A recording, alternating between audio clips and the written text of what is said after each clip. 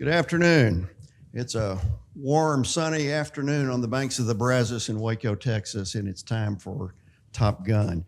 My name is Jerry Powell, and on behalf of the Baylor University School of Law, I welcome all of you in the audience and our internet audience to the 2018 championship round of the Top Gun National Invitational Mock Trial Competition.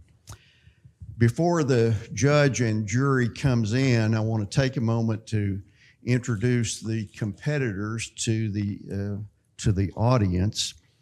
Representing the plaintiff today, Bear Arms Brewing, is Mr. Eric Flederman from the University of Michigan Law School. The second chair lawyer for Mr. Flederman today is Ms. Olivia Dworkin, also from Michigan. Representing the defendant, Brotherwell Brewing, is Mr. Philip Pasquarello from Drexel University, Thomas R. Klein School of Law in Philadelphia. And riding shotgun for Mr. Pasquarello is Jessica Falkenstein, also from Drexel. Thank you. For the benefit of the internet and live audience, just a couple of quick things about the format of this trial. It's a little bit unusual. First, we will have a jury composed of both lawyers and laypersons. The laypersons will collectively cast individual ballots, which will come together to make one ballot in the total count, and there will be 6 lawyer jurors who will also vote, and that will determine the winner of the Top Gun competition. Another difference in the final round this year is that the trial is a bifurcated trial because of the exemplary damage allegations. So the trial will proceed in 2 phases. Phase 1 will concern only questions regarding liability and actual damages. At the end of phase 1, the jurors will score their ballots for phase 1.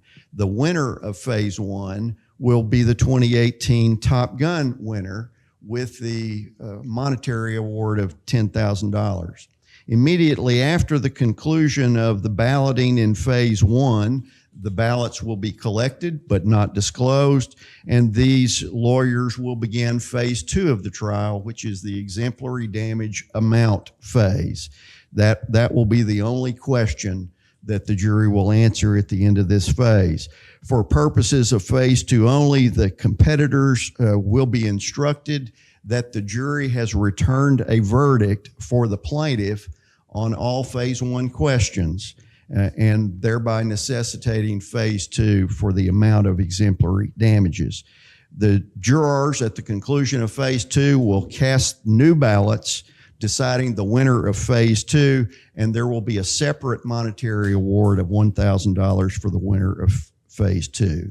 We will announce the winners of both phase 1 and phase 2 at the same time at the conclusion of the entire proceeding. The trial will begin momentarily.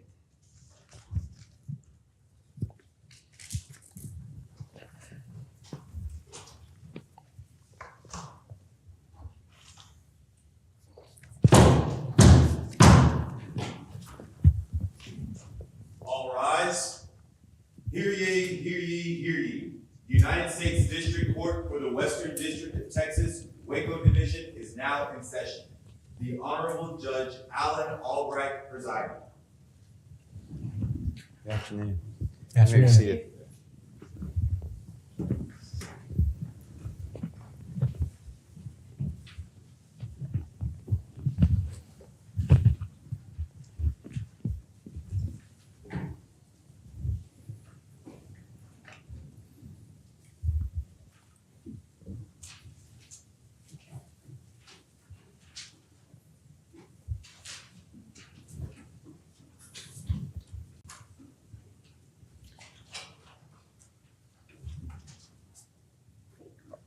Are we ready to proceed? Yes, Your Honor. Who Your Honor. Who I'll be hearing from first? Your Honor, the plaintiff has a few preliminary matters before we get going. And if you could introduce yourself, it would help me a lot. Certainly, Your Honor. Good afternoon. My name is Eric Flederman. Today, I, along with my co-counsel, Olivia Dworkin. Good afternoon, Your Honor. We represent the plaintiff in today's action, Bear Arms Brewing Company, represented by Jamie Coyer. Okay. And can I have your name, please? Good afternoon, Your Honor. My name's Philip Pasquarello. You should probably spell that. It's Pasquarello. Today I'm joined by my co-counsel. Good afternoon, Your Honor. Jessica Falkenstein. Your Honor, I'd also like to introduce you to our client.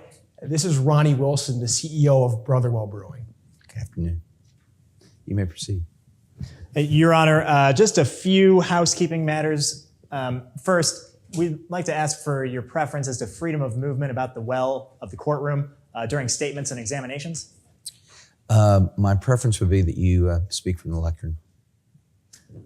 Do we have I guess that's... I understand your question now. You'll have a lectern, and my preference would be that you speak from the lectern. Yes, Your Honor. And Your Honor, may we ask to move the lectern when necessary?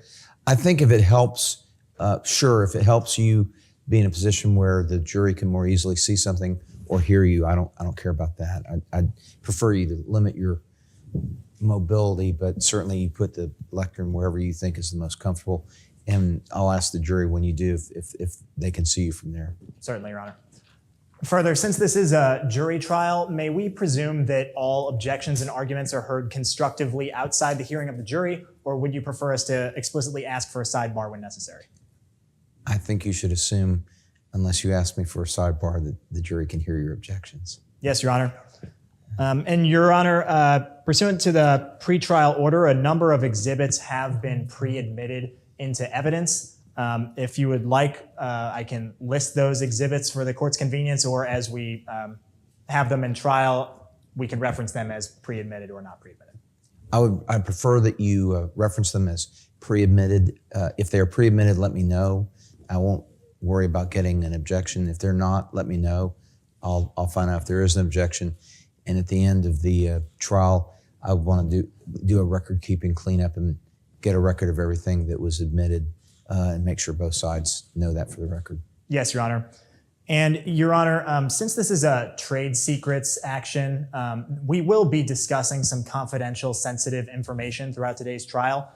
While we don't need to seal the courtroom for the entirety of the trial, we would just reserve the ability to request sealing the courtroom when particular sensitive evidence is going to be discussed. I don't understand what you mean by seal the courtroom.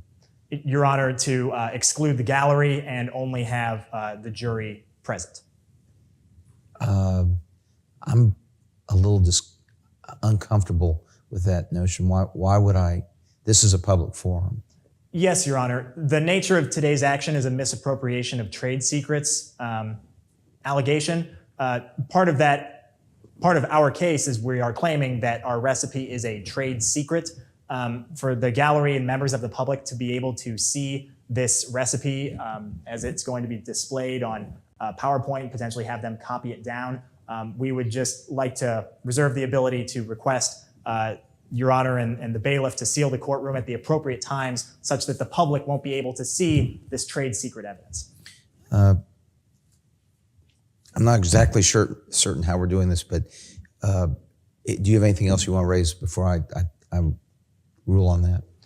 No, Your Honor, and we can bring up that request at the appropriate time. I just wanted to put the court on notice that we would be making that request throughout trial. Okay.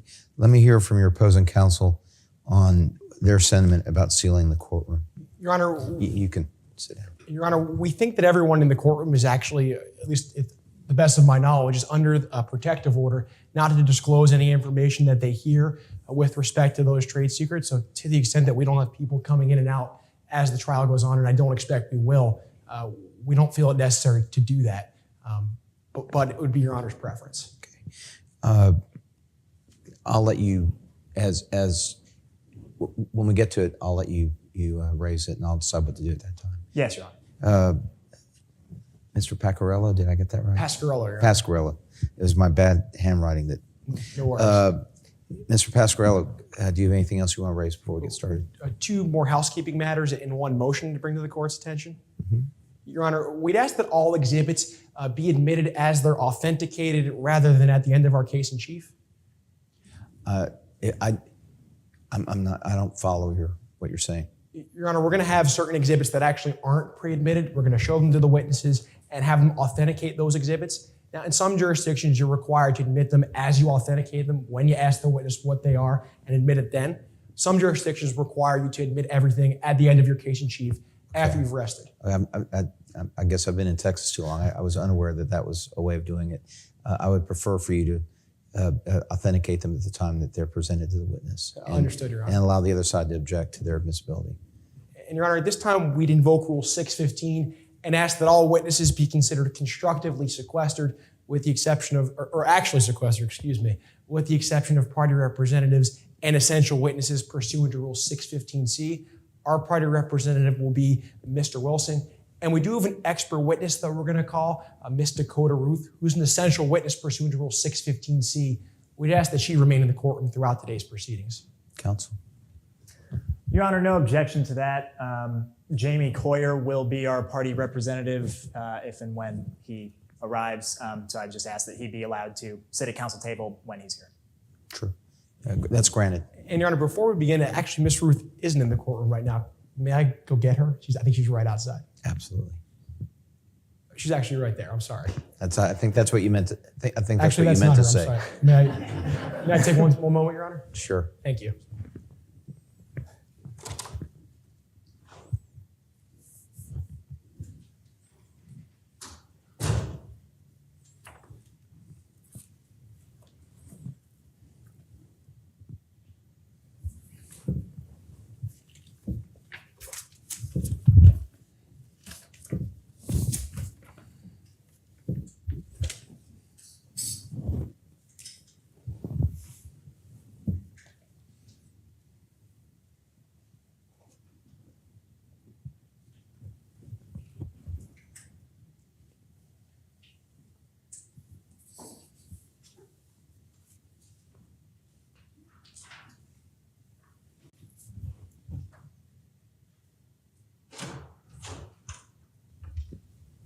Founder.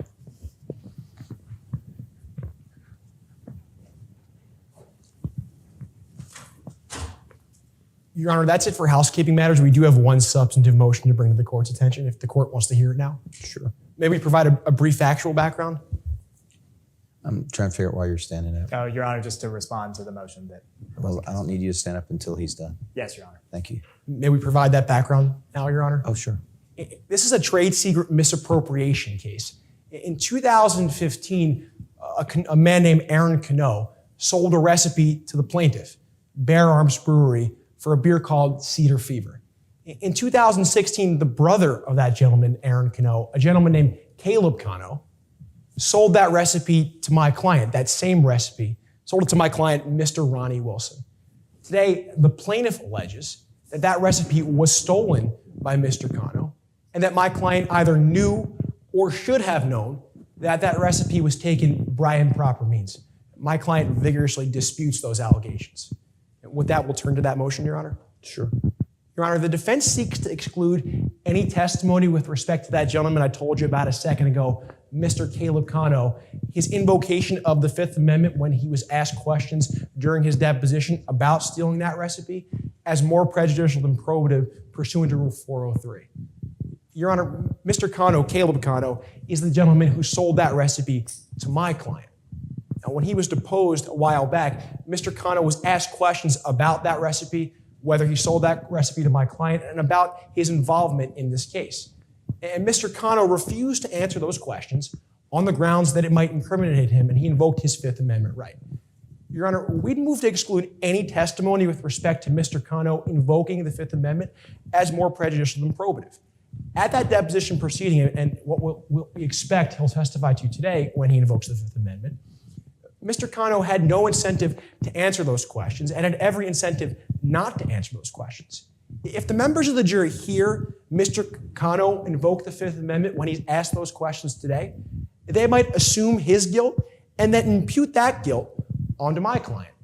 Your Honor, for that reason, we'd ask that the court exclude any testimony with respect to that invocation of the Fifth Amendment by Mr. Cano. Counsel. Your Honor, the invocation of the You Fifth. can sit down. As the Supreme Court has recognized, the invocation of the Fifth Amendment by a non-party witness, it doesn't impute any kind of criminality on a party. The Supreme Court has recognized time and again in Baxter and Labuddy and in additional cases, the probative value, the strong probative value that a witness taking the Fifth Amendment in response to probative questioning has in a civil case. The Supreme Court has noted that when there's a close relationship between parties, that there could potentially be a 403 problem, but the court has never found or has not recently found that there has been any kind of that kind of relationship. Here, there's not even a employee relationship between the defendant party and Mr. Caleb Cano. The relationship that we're alleging that there was just a sale of a recipe to the defendant. And Your Honor, pursuant to Supreme Court case law, the probative value of the negative inference the jury is allowed to make from the witness's invocation of the Fourth Amendment, that outweighs any prejudicial effect. It's certainly not substantially outweighed by any prejudicial effect that has.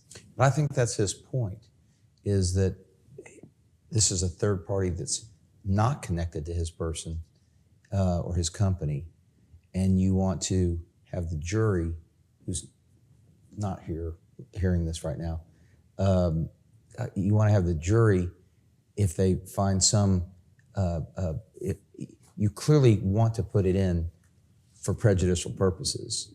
It has no other reason to be here. Hold on. It has no other reason than to try and prejudice the jury. And I'm okay with that because 403 says unfairly prejudice. But I get that. But you do want to put it in to prejudice the jury, or it wouldn't be probative. Him saying Fifth Amendment would prove nothing else. It doesn't prove anything. It's just for prejudicial purposes.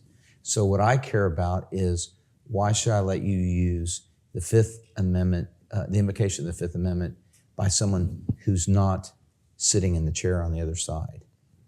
Your Honor, while it might not prove anything, the Supreme Court has recognized that the jury is allowed to take that invocation of... I'm going to let you start back over because I don't think you really meant to say it doesn't prove anything. Excuse me, Your Honor. So why don't you... The Supreme Court has recognized that the jury can take the inference of a witness's taking of the Fourth Amendment in response to probative questioning as evidence that that witness did engage or was involved in some alleged criminal conduct here. Here, one of the elements that we have to prove is misappropriation of that trade secret, and that requires... By them. Correct. But one of those elements is that the trade secret was wrongfully taken, was taken by improper means. And so for the jury to be able to infer that at least Caleb Cano did take it through improper means, that's one of the elements we have to prove. And him taking the Fifth Amendment on the stand, that goes to show that. So here's what I'm going to do, and it'll be a little hard to govern this. I can't think of any other way to do it.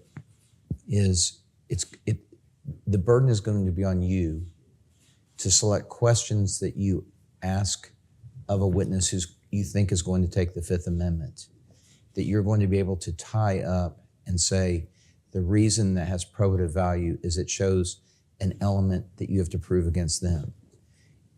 If you ask the question and he takes the Fifth Amendment and they can convince me that it's strictly for prejudicial purposes and doesn't go to their liability, then I'm going to strike the answer. I'm going to instruct the jury not to consider it, and I'm probably not going to let you ask other questions because I don't have time to do it more than once. Yes, Your Honor. So I'm overruling your objection. I'm overruling the defendant's objection for purposes of the record, but the burden is on the plaintiff to make certain you only ask questions that you're going to be able to back up relate to showing an element of the defendant's liability. Yes, Your Honor. Okay. Anything else? With that, we're ready to go. As is the plaintiff. Yes. Opening. Yes.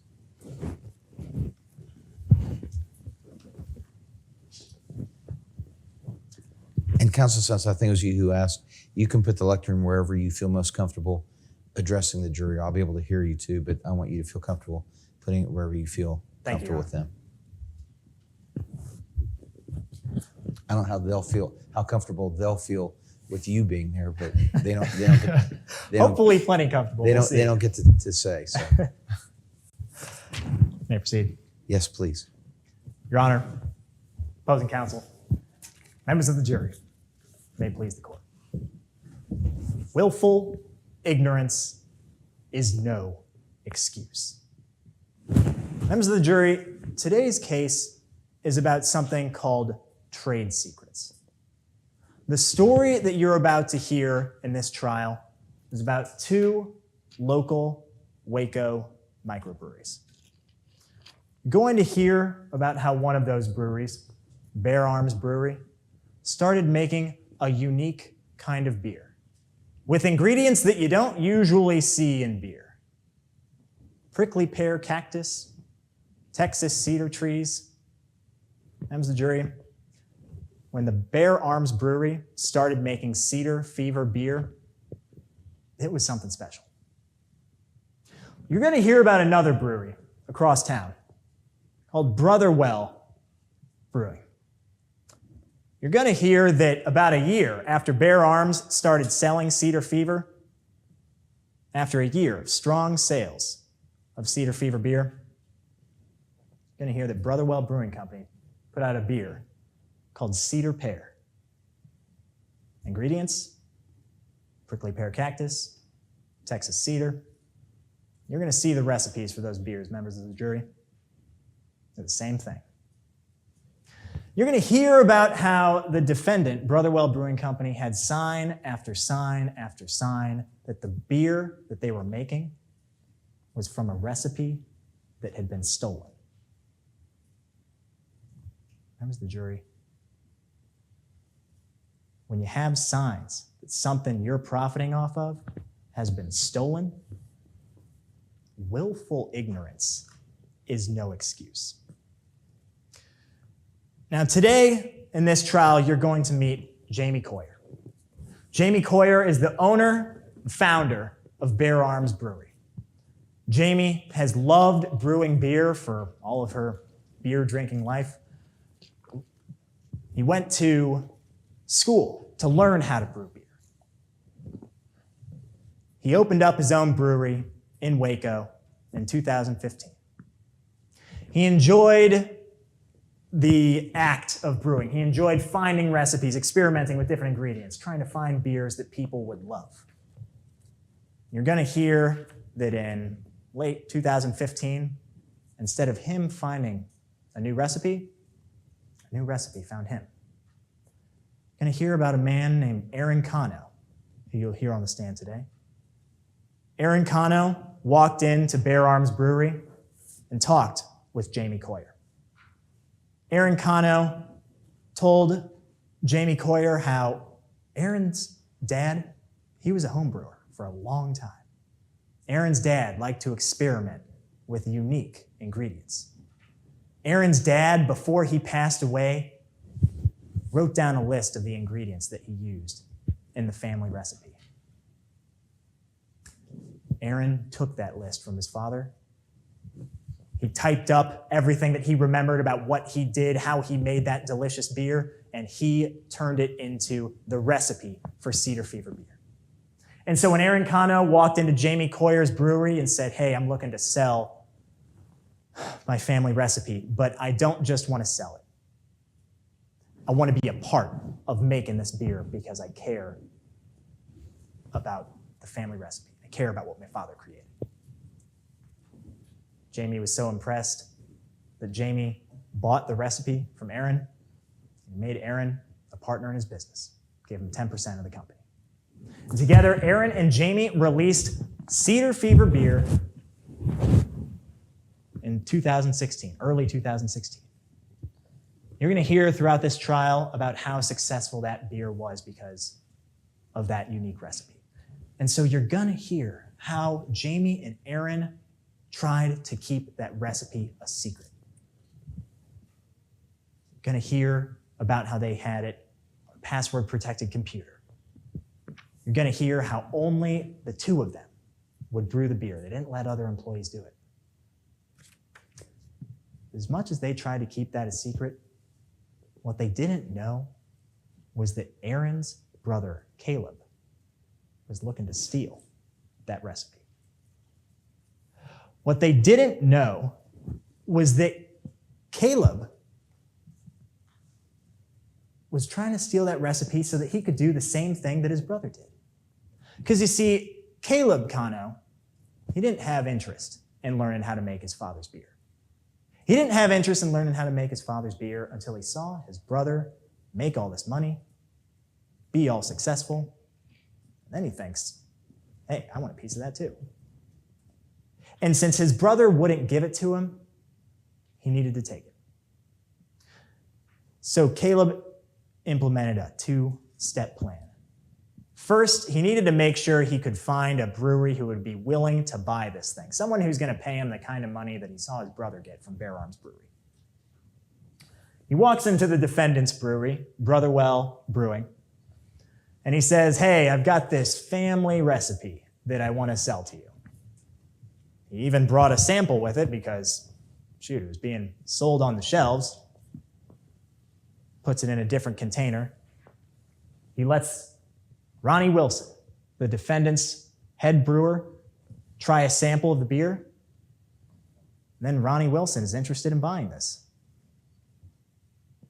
Members of the jury, you're going to hear that Ronnie Wilson, on the spot, agreed to buy that recipe for $10,000. But here's the thing. When he agreed to buy this recipe for $10,000, Caleb didn't have it. Caleb Kano needed to implement phase 2 of his plan. Now he needed to go through the trouble of actually getting the recipe, and he was already well on his way to doing that. Because you see, Caleb had met somebody, a lower-level employee at Bear Arms Brewery named Ricky Riggs at a beer festival. He knew that his brother worked at Bear Arms Brewery, saw this guy, Ricky, thought he looked like a lower-level employee, went up and talked to him. They exchanged contact information at that beer festival, and then in November of 2016, after Caleb went to Brotherwell Brewing Company, he called Ricky Riggs at Bear Arms. The day after he calls Ricky Riggs at Bear Arms, Ricky Riggs resigns from Bear Arms. A couple days after that, going to hear that Ricky Riggs interviewed at Brotherwell Brewing Company. A couple days after that, Ricky Riggs starts working at Brotherwell Brewing Company. A couple days after that, Brotherwell Brewing Company starts making their Cedar Pear beer. A couple weeks after that, Brotherwell Brewing Company starts selling Cedar Pear beer. Members of the jury,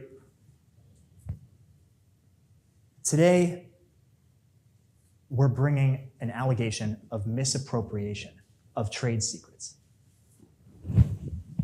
And to bring a misappropriation of trade secrets case, we've got a job to do. We've got to prove to you all the elements of our case. That's a burden that we gladly accept, members of the jury. To prove misappropriation of trade secrets, we've got to show you a couple things. First, we've got to show that what we're talking about here was a trade secret. We'll show that to you. We'll show that Bear Arms Brewery owned the recipe for Cedar Fever beer. We'll show you how that recipe was so temperamental. If you messed it up just a little bit, it would be totally off. That it could not have been reasonably ascertained by proper means. You needed to get your hands on that recipe to make this beer. We're going to show you how Bear Arms Brewery took reasonable measures to make sure that that recipe didn't fall into the wrong hands.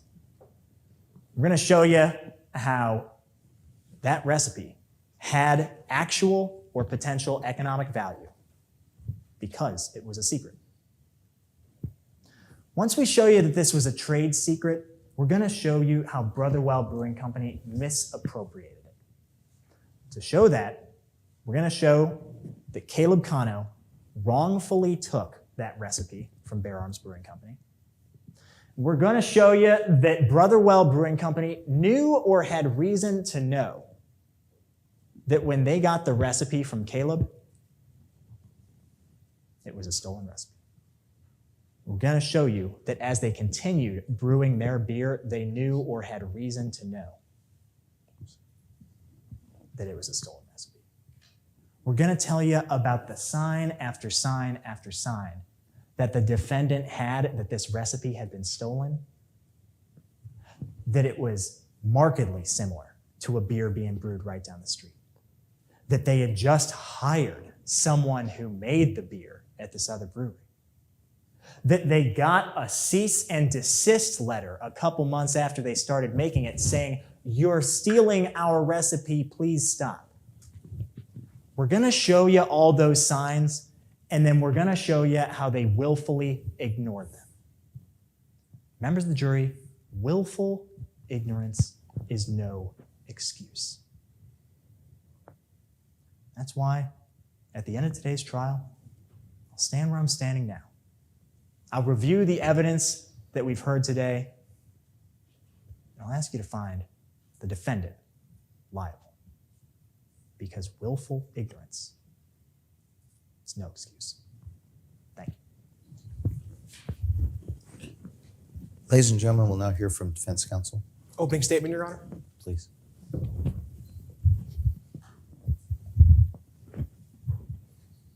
And you can feel free to put that wherever you'd like. Thank you.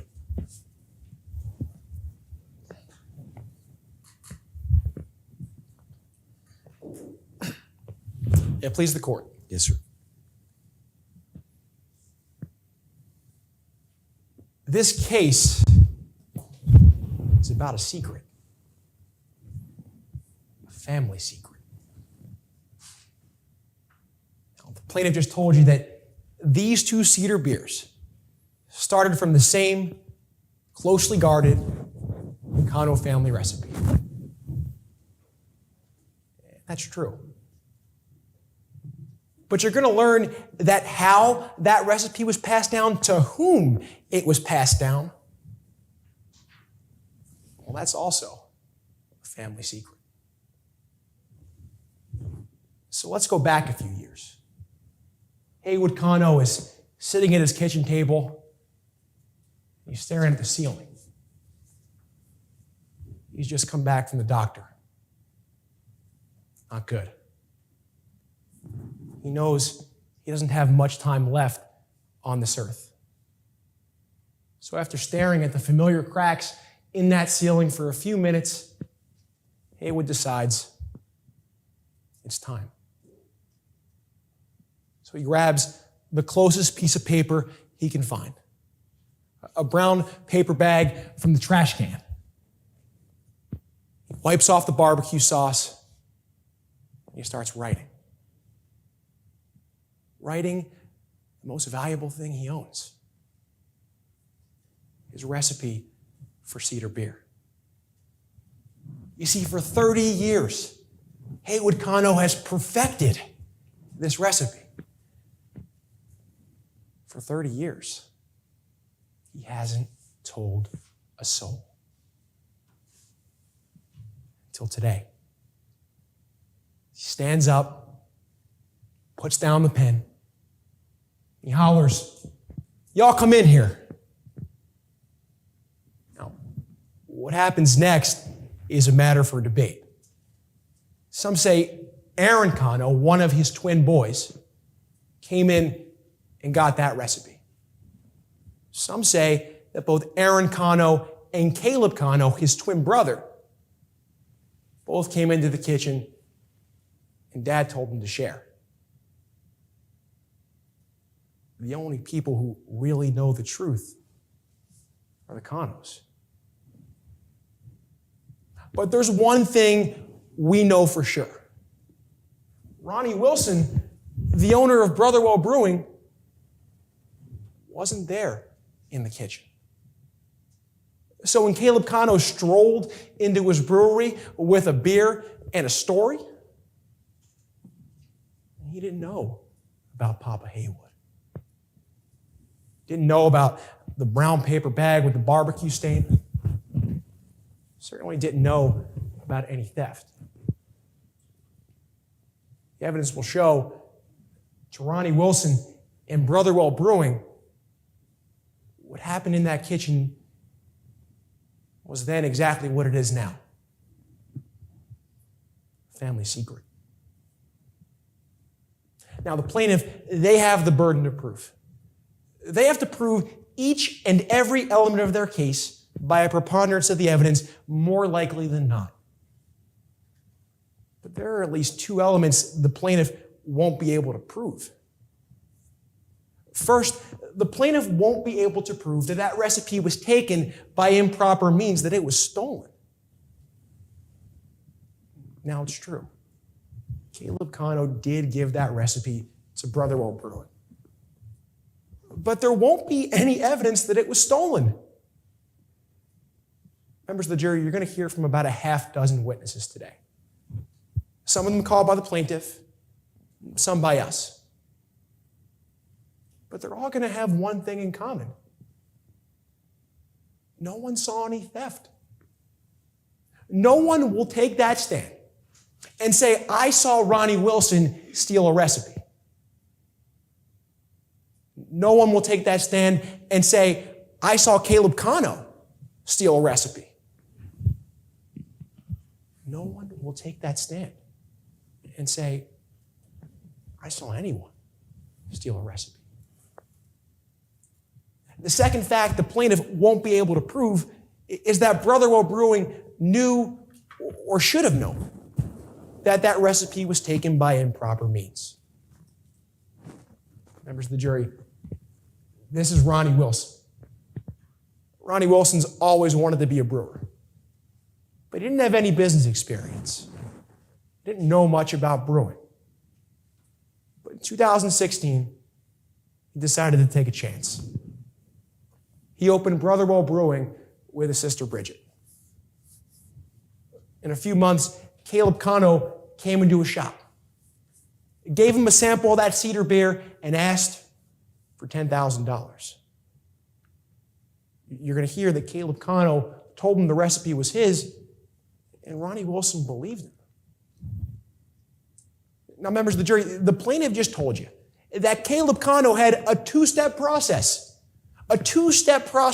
for stealing that beer, for stealing that recipe.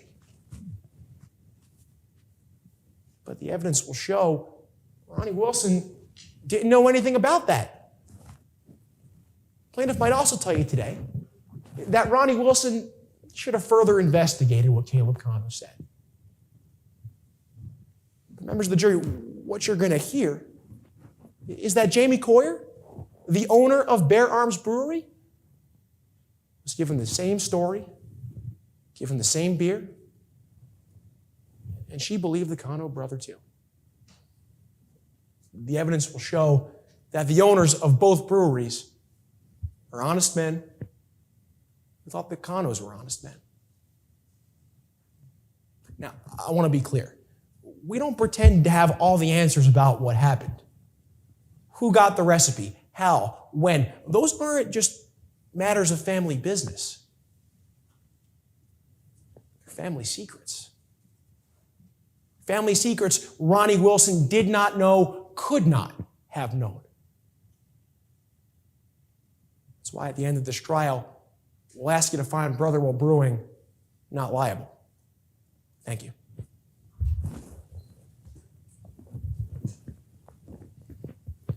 You prepared to find your first witness? Yes, Your Honor. Plaintiff calls Jamie Coyer to the stand.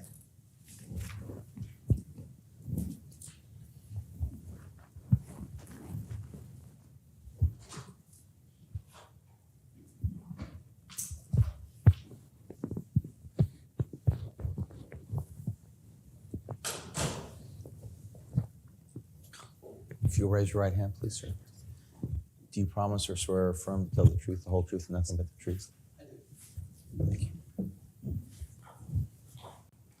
Your Honor, may I move the lectern over there? I'm not sure where you're planning to move it. Was gonna be right here if that's okay. Over here. I can also do it from there if that's easier. Where would it be easy? Does the jury care? Then put it wherever you want. I would like you to be facing me, though. Certainly, yes.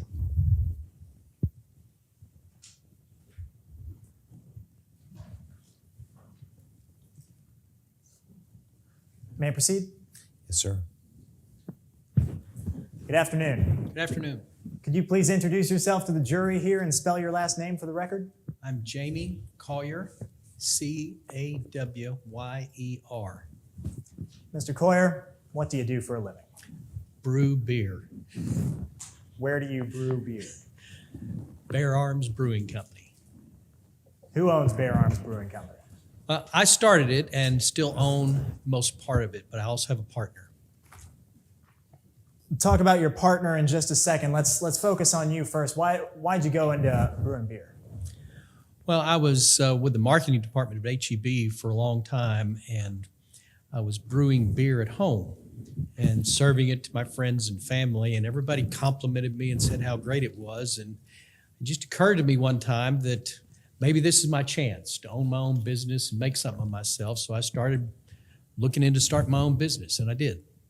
And when did you start your business? 2015.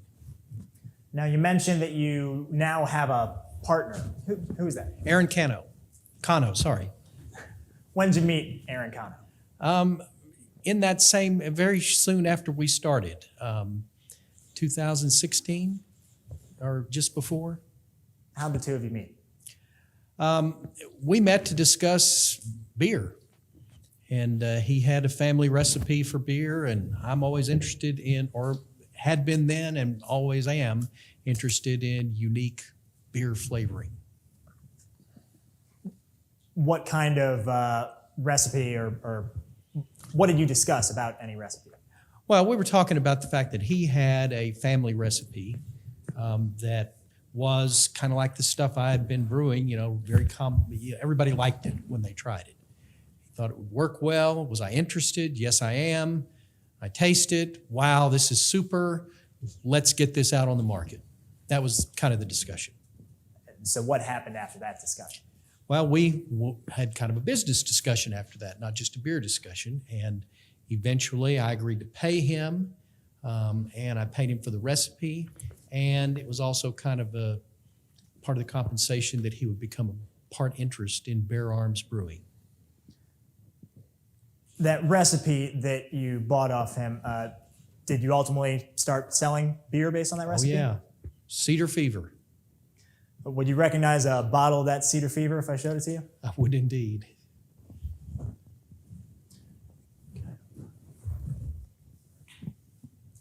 And would you recognize a copy of the recipe if I showed it to you? I would.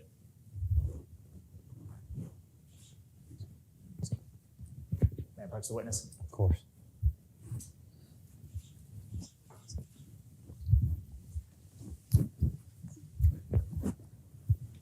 Let's start with Exhibit 44, that one right there. What is that? Bottle of Cedar Fever beer. All the coloring is the same, label's right, color's right. And Your Honor, just noting this has been pre-admitted as Exhibit 44. And without talking about the specifics on that document just yet, what is Exhibit 14 there? This is the beer recipe for this beer, Cedar Fever. Is that the recipe that you bought from Aaron Cano? Yes, it is. And is that the recipe that you use to now make Cedar Fever beer? Double check. Yes. Your Honor, at this time, we would offer Exhibit 14 into evidence. No objection, Your Honor. And further, Your Honor, we'd like to display this to the jury, and since this is the recipe that they used to make this beer, at this time, we'd request to seal the courtroom constructively from the public to prevent undue disclosure of this trade secret. We have no objection to that, Your Honor. Be granted. So what are some of the ingredients generally that go into this beer? This has a lot of the ingredients that are common to beers. You have hops, you have some grains that are kind of the base for the beer. You have yeast that that makes it ferment. But what is different about this beer is that it has cedar and prickly pear. Now, do you advertise what kinds of ingredients you use in this beer? Well, yeah, because it says Cedar Fever here. So you obviously know that it has a flavor that is different from a commercially produced beer, and it's going to be a cedar. The thing that comes to mind is kind of something woody as opposed to fruity. And so you would know that. And then we tell people that it's got prickly pear in it. We want people to know that we're using local products, Texas products, things you can get from around here. That's what microbreweries do. They do things that are unique to their location. So it sounds like you advertise about the cedar trees, about the prickly pear. Do your advertisements go into any more specifics than that? No, cedar fever. That's what we tell you about it, but we don't tell you how much, what part of the cedar we're using, what part of the prickly pear, how much we're doing it, where we put it in the process, or anything like that. You mentioned the process. Yes. That recipe there, how important is that process to the unique flavor of that beer? This in particular is a temperamental process. If you put things in at the wrong time, if you don't leave things in long enough, if things are not the right temperature when you do them, it's going to taste really different. So it is important, if you want this popular flavor, that you use this recipe to the letter. Since that recipe is so temperamental and important, did you try to keep that recipe a secret? Yeah. How do you do that? Well, this is not available to anybody. The paper copy of this is locked up. Of course, we have computer copies of it, but it's on one computer at our brewery. And although several employees can access the computer because they know the computer password, the computer file that contains this recipe is password protected with a second password. And only Aaron and I know that password. In terms of who brews the beer itself, who brews the beer? Aaron and I. It sounds bragging, but we're the brewmasters, We know how to do this, and so we're the ones that do it. Do you let your employees, other than Aaron, do you let any of them brew this beer? No, they're not. No, they may be in the brew house. They may be in the building, and we may say, "Hey, can you bring me this? Can you bring me that?" They may observe what's going on, but the finished product is always under the supervision of either Aaron or me. Now, the employees that you do have, and to the extent they learn things while working at your brewery, do you make them agree to anything to work at your brewery? Well, yeah, you have a non-disclosure agreement. We're not trying to make it difficult for these people to gain some experience, and enjoy their job and everything. But no, I think everyone understands you don't take our secret processes and recipes with you. To your knowledge, did your recipe stay a secret? Well, no, it didn't, obviously. Our competitor brewer is using our recipe to make a beer and make money off of it. Objection, Your Honor. Speculation. I don't think that's speculation, Your Honor. Why don't we let your lawyer I'm sorry. respond to me? Your Honor, may I respond? Yes. Your Honor, the witness has stated how unique this beer is. The witness has stated how you need to follow this exact recipe in particular to acquire this particular beer. The witness has laid adequate foundation to give this testimony about the recipe. Overrule objection. You mentioned about what the defendant brewery was doing. Do you know what kind of beer they're selling from that recipe? Well, they're selling a competing beer, with a different name, but everybody understands it's the same beer. You can taste it. It's the same beer. Everything about it is the same. Have you tried a bottle of their beer? Well, only because I needed to know that they were the same. After I did that, I'm not buying any more of their beer. And when you tried their beer, what'd you think? Same. Would you recognize a bottle of their beer if I showed it to you? I would.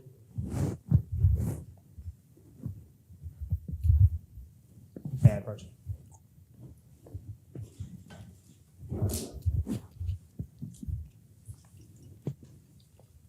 Mr. Coyer, just handed you Exhibit 45. Can you identify that for the jury? That's a bottle of the Brotherwell Brewery Cedar Pear beer. Now, did you ever tell Brotherwell Brewery what your recipe is? Nope, did not. Do you know if any of your employees have a connection with Brotherwell Brewery? Yeah, former employee, Ricky Riggs, works there. Objection, Your Honor. Lack of foundation as to how the witness knows that.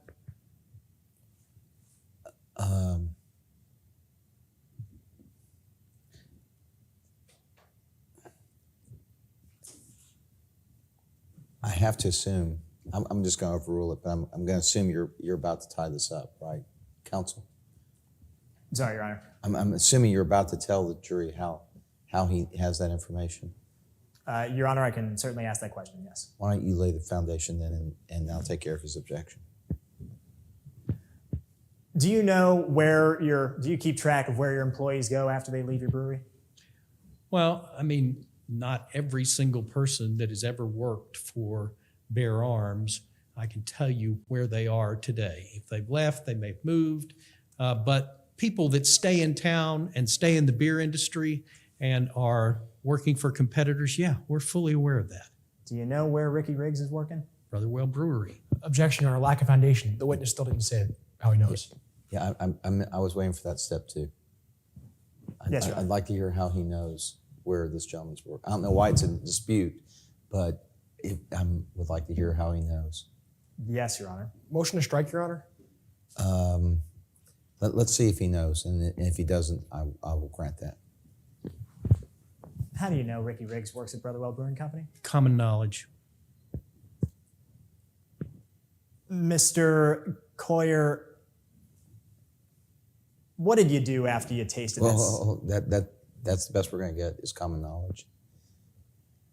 I don't mean to Your comment Honor- on. I don't mean to comment on what he said. I'm just trying to make sure that that's all we're going to get from him is common knowledge. I think that's all we're going to get from this witness, Your Honor. This fact will come out through other testimony. But then I'm going to grant the motion to strike. That's fine, Your Honor. After you tried that Cedar Pear beer, what did you do?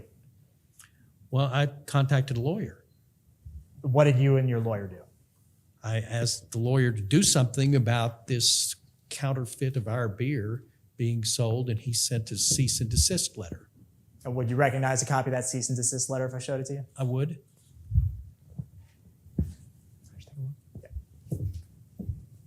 Okay. May I approach? Yes. And just to speed things up here, I'm happy for you to ask to approach. I'm happy for you to just approach. Either whatever is easier on you guys is fine with me. Mr. Coyer, do you recognize that? I do. What is it? This is the letter that my lawyer, Al Jones, sent to the Brotherwell Brewery Company. Does it look to be in the same condition, changed or altered in any way? Oh, yeah. Same letter. And what date did your lawyer send that? August 15th, 2017. Your Honor, defense offers Exhibit 5 in evidence. No objection. Be admitted. Plaintiff, excuse me. After you sent that letter, do you know if Brotherwell Brewery stopped making Cedar Pear beer? They did not.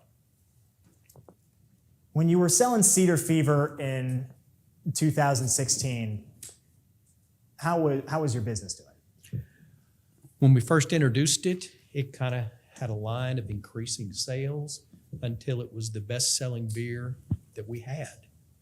And then in 2017, when the counterfeit was introduced, it just started going gradually down and then went off a cliff. As one of the owners of Bear Arms Brewery, do you keep track of your profits and losses? I do. Do you keep them in any kind of a record? I make a spreadsheet. Made a spreadsheet.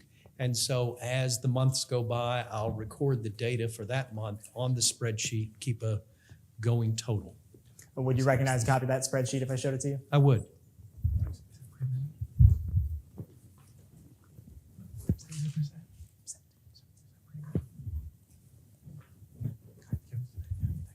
Mr. Coyer, I'm handing you a copy of what's been pre-marked as Exhibit 17. What is that? Yeah, these are my spreadsheets, the pages of my spreadsheet. It's one single thing. hang on.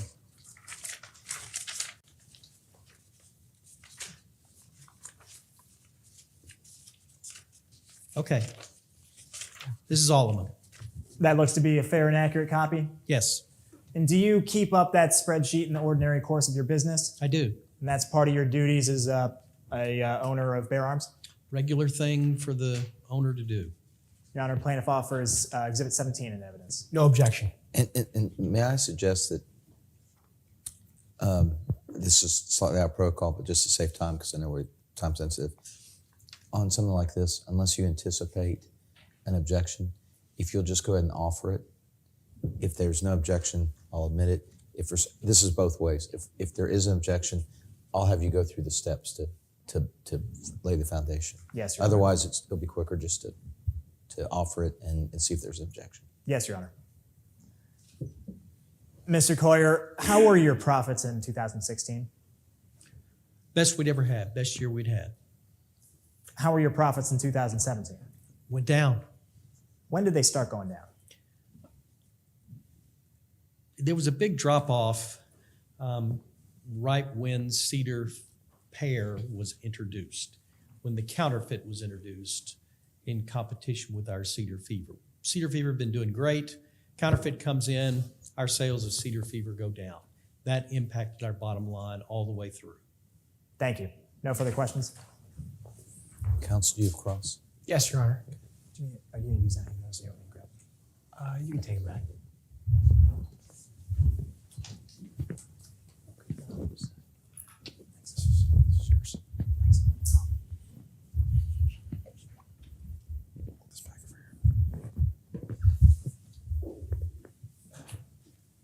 May I proceed? Absolutely, sir. Thank you. Afternoon, sir. Good morning, afternoon, sorry. Now, sir, you said that your brewery sells a beer called Cedar Fever. Yes, sir. Sir, in 2016, Cedar Fever was your top seller. That's right. And you invested a lot of resources into Cedar Fever, true? Well, mainly to acquire the recipe and start gearing up to do that. It's not expensive to buy cedar or prickly pear, if that's what you're asking. Well, I'm asking you about actually after that, sir. You invested a lot of resources in terms of marketing into Yeah. your beer. Yeah, TV advertising, print advertising, all kinds of stuff. Internet advertising also. Internet, I'm sorry, yes, that too. Beer festivals, right? Yes, In 2016, you had a monopoly on the cedar beer here in Waco. that's correct. We were the ones that had it. But sir, in 2017, you started seeing these beers around Waco. Yes, Your Honor, holding Exhibit 45 for the record. cedar pear. After The you copy. I didn't mean to cut you off. I'm sorry, sir. Sir, after you started seeing these beers around Waco, then your sales started to go down, right? Yes, It was only after your sales started to go down that you brought this lawsuit, true? well, I mean, the two are related. We shouldn't have been losing the sales. That was a copy of our beer. So, sir, that's a yes to my question. He's too polite to ask you to do this, but I'm not. If he asks you a question that should get a yes or no, I'd like you to give him one. Yes, sir. And if your counsel thinks that you need to add something, feel free to do that. Otherwise, I'd like you to just respond to this question. Yes, sir. So, sir, after you started seeing those beers and your sales went down, that's when you brought this lawsuit, true? Yes, sir. Now, I want to talk about how you got that recipe in the first place. In 2015, Aaron Cano came into your brewery, right? Yes, sir. Offered to sell you a beer recipe. Yes, sir. Said it was a family secret, right? Yes, sir. And then you had to decide whether you wanted to buy that family secret. Say it again. Well, sir, that day when Mr. Cano came into your brewery and told you he had a family secret he wanted to sell, you had to decide whether you wanted to buy it or not, right? Not that day. No. Not that day. But, sir, that was when you first started thinking about whether you wanted to buy it, true? The decision started to be made there, but I'm answering your question. Now, you're a business person, right, sir? Yes. When Mr. Cano came into your brewery in 2015, you'd been doing this for about a decade or so, right? Yes, sir. You'd gone to college. I had gone to college. That's right. Now, with that in mind, I want to talk about what you knew when you went into that deal with Mr. Kano. All right. May I make a suggestion, counsel? Sure. There are two Mr. Kanos involved in this case, right? Right. I would recommend, for purposes of the record, that you use the full name of whichever Mr. Kano you're talking about. Just Absolutely. For down the road. So I didn't mean to interrupt you, but I just think it'd be clear for the record. Sure. So, sir, Aaron Kano came into your brewery that day, and you spoke for a few hours I'm sorry. Which day? in August of 2015 when he actually first came into your brewery, the first time, right? Aaron Cano. Yes, we talked for a couple hours. And subsequently, you ran a credit check, right? I did. But you didn't check Aaron Kano's criminal history, right? No, I didn't. You didn't call his references. No, I didn't. You didn't ask to see his tax returns. No, I didn't. Didn't ask for proof that Aaron Kano actually owned the recipe, right? Not proof. No. Didn't ask Aaron whether his brother Caleb owned the recipe too, I right? didn't know he had a brother. Sir, you didn't ask that question at any point, right? Okay. I didn't. Now, after that, you agreed to pay Mr. Kano, Aaron Kano, $17,000, right? That's right. So you actually made him a partner in your business. Yes. That means he's a co-owner, right? Yes. You gave him 10% of your business, right? Didn't give it to him. Well, sir, you offered him 10% of your business, true? Yes. Because, sir, as an experienced business person, all the things that Mr. Kano, Aaron Kano, told you, that made you feel comfortable, right? Yes. You were comfortable entering into that deal. Yes. Because when he told you he owned that recipe, you believed him, right? Yes.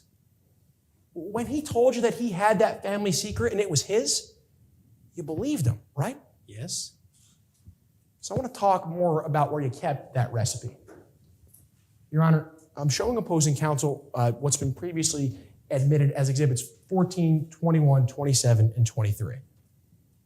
May I approach the witness? You can. I'm not sure why you all are showing each other the exhibits. If you just reference the numbers, I think it'll go a little quicker. You all each have copies of these, right? Understood. I actually don't think 14's been admitted yet. It looks just like the one that I understand, but I'm just saying if you'll just reference the numbers, if they have the numbers, right? Yes, Okay, it'll go a little quicker if you just tell us which numbers and go from that. understood. Here you go, sir. Sir, I've just handed you 4 documents, and I want to take them one at a time. And let's start with the one that says Exhibit 14. You recognize that, right? Yes. That's the recipe that Mr. Kano, Aaron Kano, gave to you, right? Yes. That's a fair and accurate depiction of that recipe, true? Yes. Defense offers Exhibit 14. Your Honor, I entered Exhibit 14 on my direct. I believe I thought it was Exhibit 1. I just wanted to be sure, Your Honor. Yeah, if it's already in evidence. So, sir, that's a hard copy of that recipe, right? Yes. Now, you kept that recipe on a desktop computer, right? I have a computer file with this document in it. And you kept that computer file on a desktop computer in your office, right? Yes. Yes, may we display Exhibit 27? Sir, that's the door to the office where that desktop computer is located, right? That's right. Sir, you never saw Ronnie Wilson go through that door, right? No. Never saw Mr. Wilson come out of that door. No. On direct examination, you mentioned a gentleman named Ricky Riggs.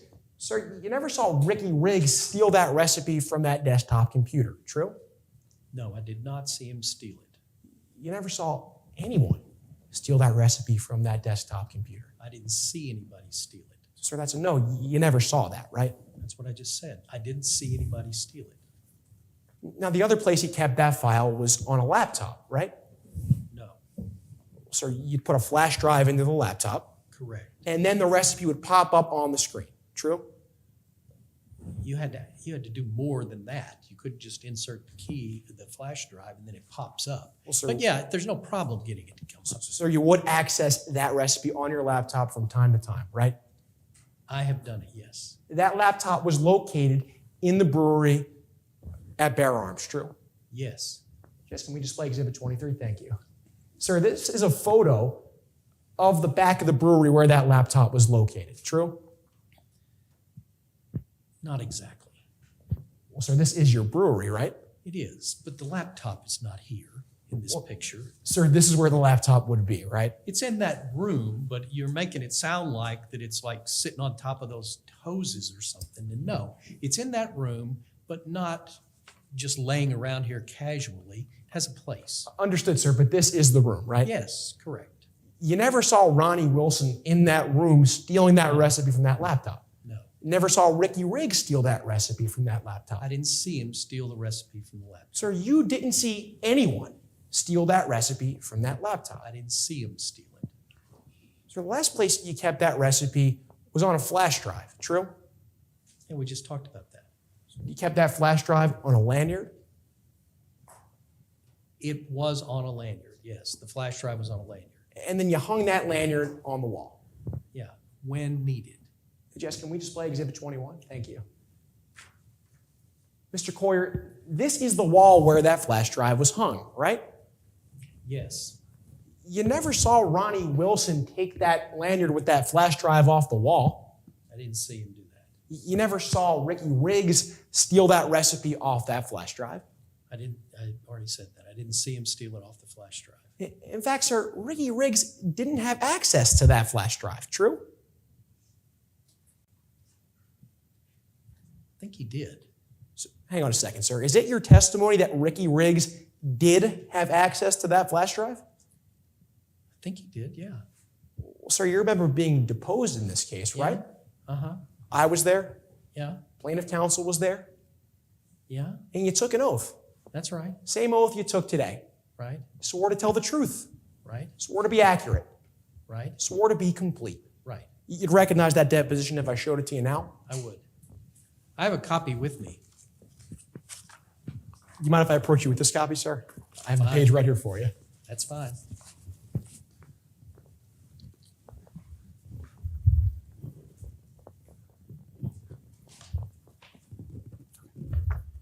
Sir, take a look at that document. That's your deposition, right? Right? Sir, and flip to the last page. You signed that deposition, right? Oh, yeah. So I want to direct your attention to page 14, line 24. That's where we'll start. Wait, you gave me 15. Hang on. Apologize for that. All right. Stay with you. Go ahead. Page 14, starting at line 24.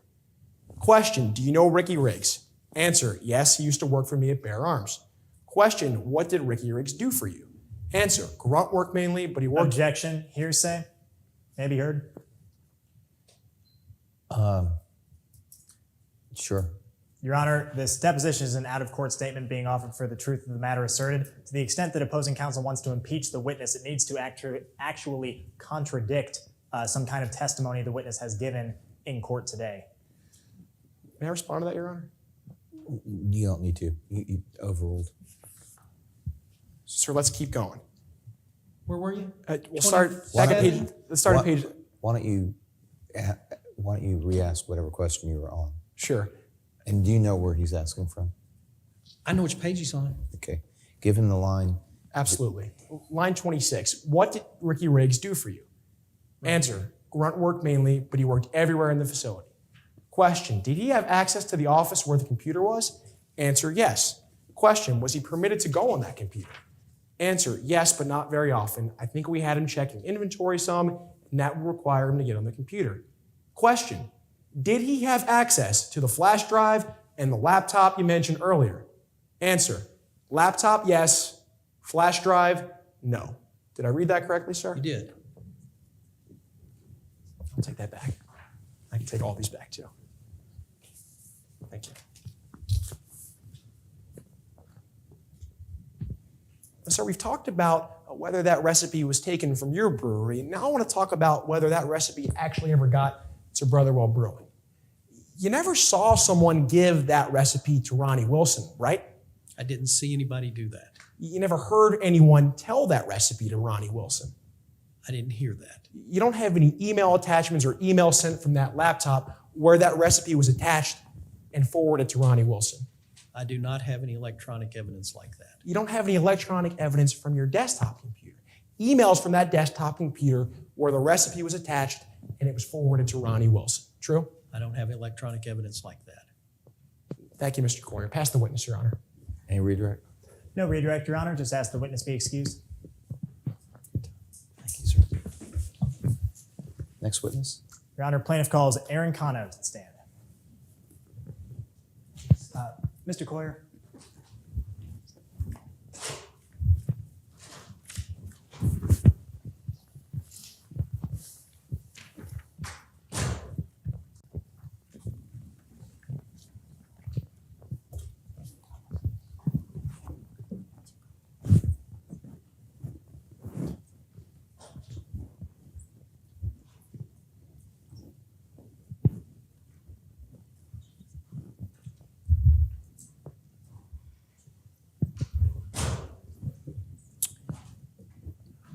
Would you raise your right hand, please, sir?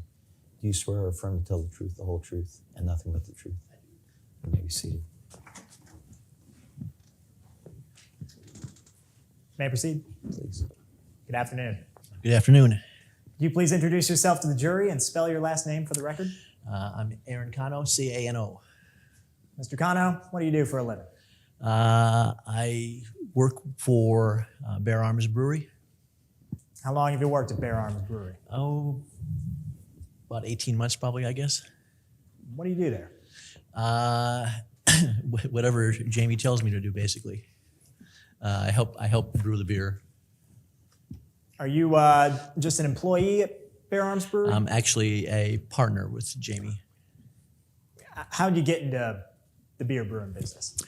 Well, kind of goes back to my family. My dad brewed beer when we were growing up, and when he passed away, he had given me the formula for the beer that he brewed. I thought it was pretty good, so I thought maybe I ought to try and make some money off this beer. And so friends were telling me that the beer was good, and so Bear Arms was a relatively new brewery, a microbrewery. I thought maybe venture over there and see if they'd be interested in my beer. Before we get to that, you mentioned how your father gave you this recipe before he passed away. Can you tell us a little bit about how exactly that happened? Well, he was sort of, he knew he wasn't going to be around very long. And so he'd been brewing this beer for about 30 years and had never written anything down, never told anybody about it. So he called me in one day and said that he was going to leave me the recipe for the beer. Objection, Your Honor. Hearsay.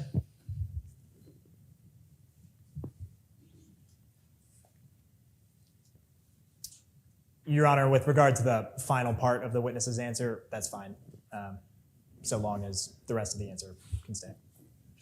Ladies and gentlemen of the jury, hearsay is basically this witness telling you what someone else who's not in the courtroom told them.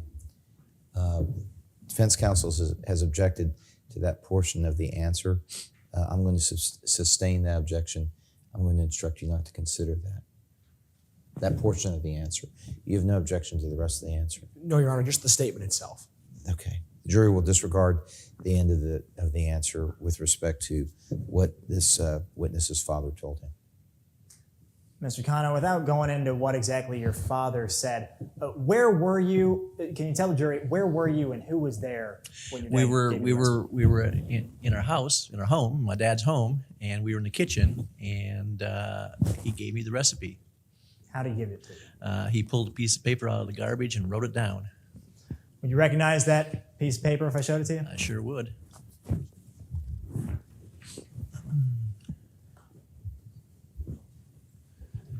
And Your Honor, if you'd like, I can go ahead and offer Exhibit 20 into evidence. Sure.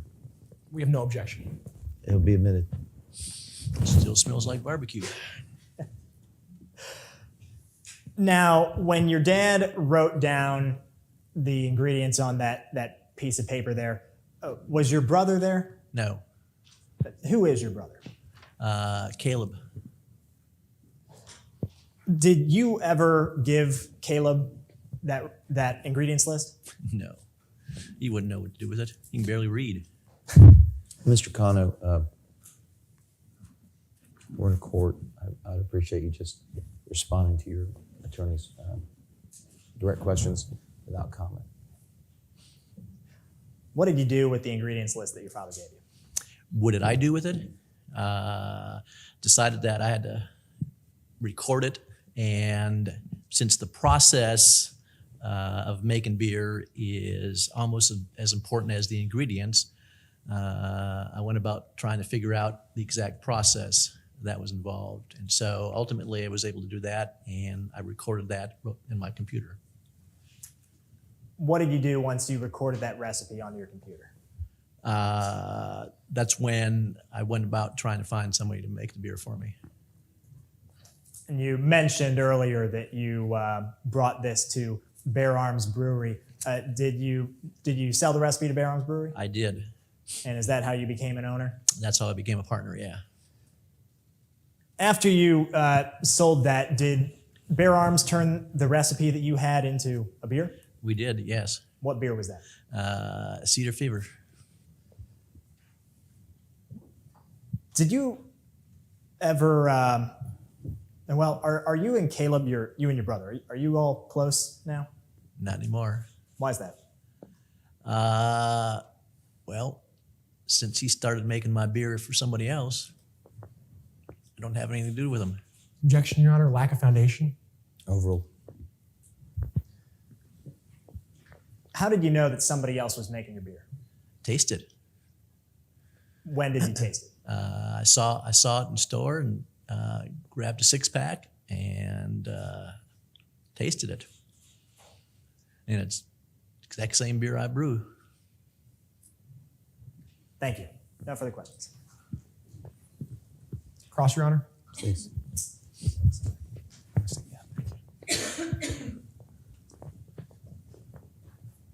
Thanks. May I proceed? Absolutely. How are you, Mr. Cano?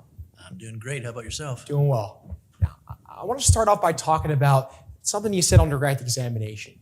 You said that your father, he gave you the recipe for that beer you told us about, right? Yes. And you told us who was there that day, right? Well, you didn't want me to, but I did, yeah. Sir, you said it was just you and your father, right? Yes. You said that Caleb wasn't there, right?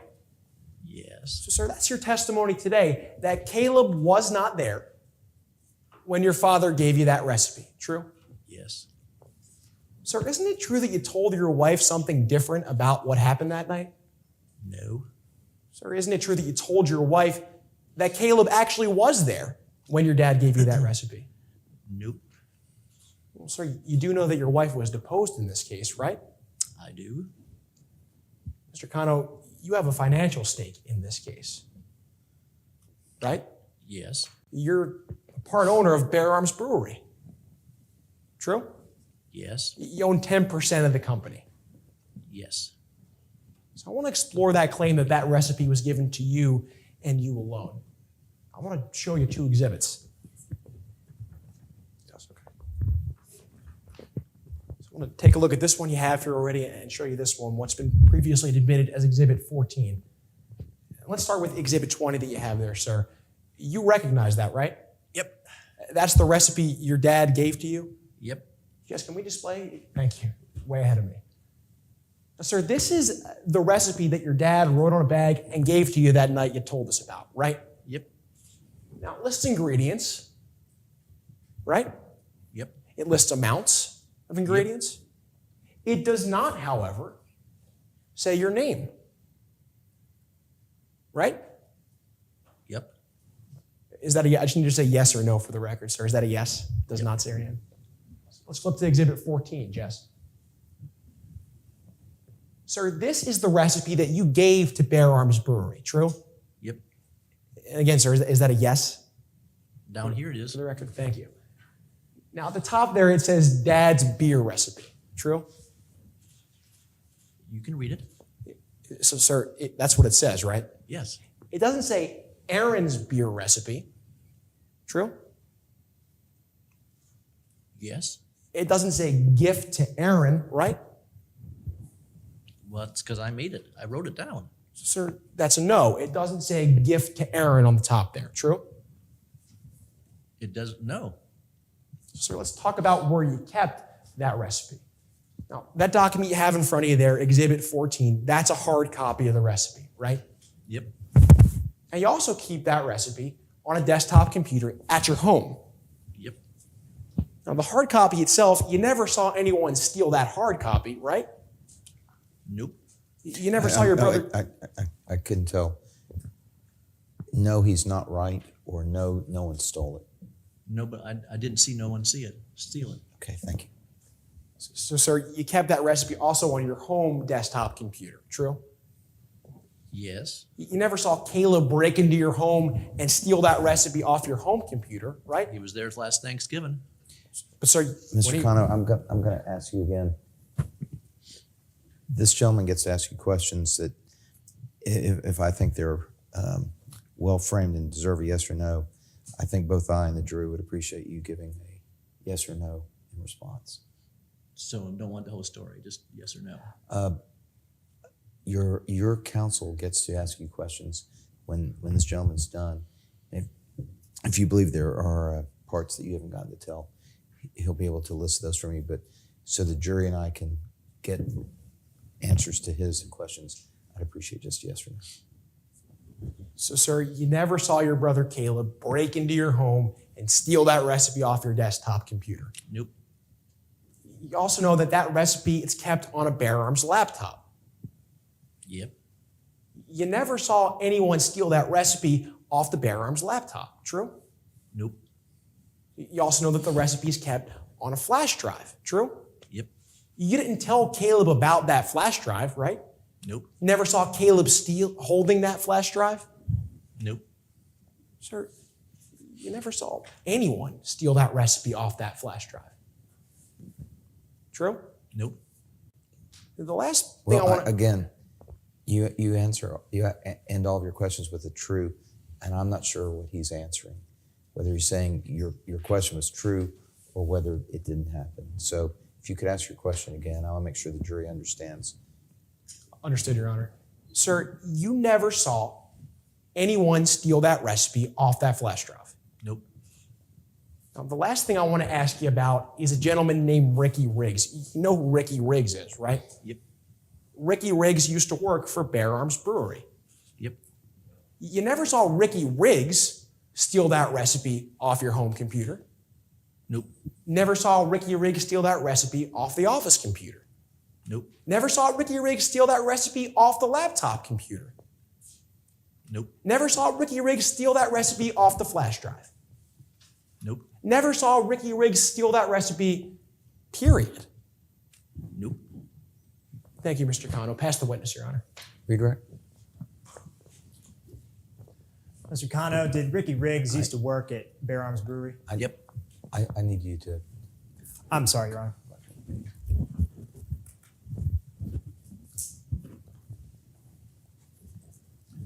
Ask you again. Did Ricky Riggs used to work at Bare Arms Brewery? Yep. Thank you. No further questions. May I approach and retrieve the exhibits? You may. Any reader? We have nothing further for this witness. You may step down.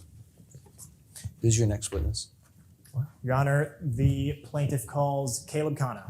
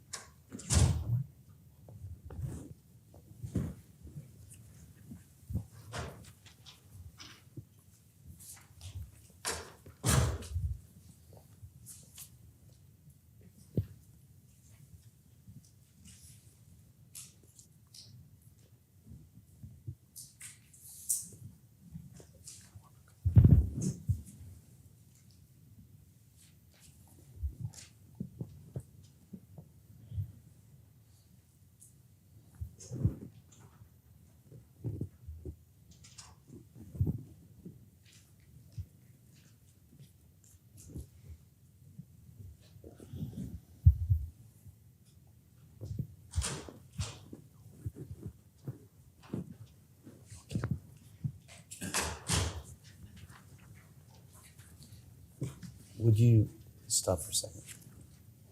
Do you swear or affirm to tell the truth, the whole truth, and nothing but the truth? Yes. You may be seated. Thank you. Your Honor, before counsel starts asking questions constructively outside the presence of the jury, we would renew our objection, the one we made during pretrial under Rule 403. And I would renew my ruling. Good afternoon. Hi. Can you please introduce yourself to the jury and spell your last name for the record? Caleb Cano, C-A-N-O, I think. Mr. Kano, do you have any siblings? Yes. I do have a sibling. You have an identical That's a twin? brother, right? Yeah, I have a brother. You have an identical twin I do. named Aaron Kano. Yes. Did you and Aaron ever help your dad brew beer? Uh-huh. I need a yes or no, please. Oh, yeah. Yeah, we did. Can you tell us about that brewing process? No, I mean, we just did little things that he would tell us to do, like bring me the grain, bring me this, put that over here. I mean, we didn't really make it. Can you tell this jury about how you make your dad's beer? Can I tell? No. Why not? Because it'll get me in trouble. Why would it get you in trouble? I'm pleading the fifth. That's what my lawyer told me to do. Just let me be clear. Are you pleading the Fifth Amendment on grounds of self-incrimination? Yeah. Mr. Kano, did your father leave that beer recipe to anyone? My brother, Did he leave it to you? I can't talk about that. My lawyer said. Did he leave that recipe to you? No. Did you steal that recipe from your brother? I can't talk about that. Did you steal that recipe from your brother? I I can't. think he's answered that question. Yes, Your Honor. Did you meet? Or I know more precisely, he's refused to answer that question. Yes, Your Honor. Your Honor, I have no further questions for this witness. Cross-examination, Your Honor? Limited to his direct, sure. Unless I'm happy, I'll hear from plaintiff. If you want to do a full redirect, or I'm sorry, cross, and you want to put him on now as your witness, I'm happy for you to do that too, just to save time. If there would be additional questions that would be outside of your cross, I'm happy for you to do that at one time. Your Honor, we just have a couple of questions for this witness that we believe are inside the purview of the direct examination. Okay, please proceed. How are you, Mr. Kano? Good. Your Honor, may we display pre-admitted Exhibit 19? Sure. Sir, you recognize the gentleman in the middle, right? Of course. That's your dad. Yep. Growing up, you and your dad, you spent a lot of time together. Well, yeah. Growing up, you and your dad got along. Mostly. You were close, right? Mostly. Thank you, Mr. Kano. Pass the witness, Your Honor. No further questions for the witness, Your Honor. You're excused. Does the plaintiff have any other witnesses? Your Honor, plaintiff calls Ricky Riggs by deposition. Okay.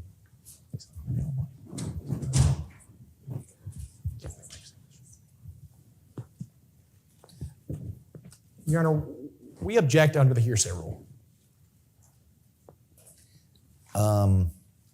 I can't imagine how you could, but go ahead. Your Honor, the statements that counsel is about to read into the record are out-of-court statements offered to prove the truth. Taken in the form of a deposition. Yes, Your Honor, this witness isn't stipulated to be unavailable, pursuant to 804B1, the former testimony exception. Okay. Where does this witness reside? Your Honor, I believe the witnesses have been stipulated to be unavailable. May I respond to that, Your Honor? Actually, Ms. Riggs is outside. Is the witness here? If the witness, I'm trying to stay within the context of the rules of what we're doing, but if the witness is here, counsel's right. They're not unavailable, and you don't get to read the depo. Your Honor, plaintiff calls Ricky Riggs to the stand. Okay. Your time was short, but thank you.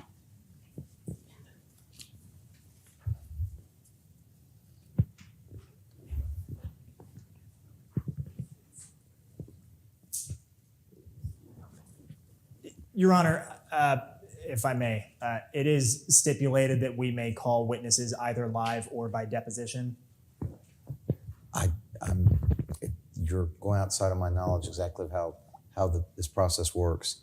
If this were a trial and the witness was here, you would have to call them. I don't know what to do. I don't know how to rule on the rules of the. I can clarify, Your Honor. Yes, sir. Your Honor, there are certain witnesses that previously were stipulated to be unavailable. However, pursuant to the most current pretrial order that we have, all of those witnesses are now actually here able to testify live. Ms. Riggs is outside. She's one of those witnesses that is available to be called. They can certainly read portions of the deposition provided that they meet an exception to the hearsay rule. And I can't imagine how you could do that. Why don't you go ahead and call the witness? Your Honor, the most current version of the pretrial order I've got says that Ricky Riggs can be called by deposition. Ms. Riggs may be called by deposition provided it meets a hearsay exception. They can't use it under 804B1 because she's available.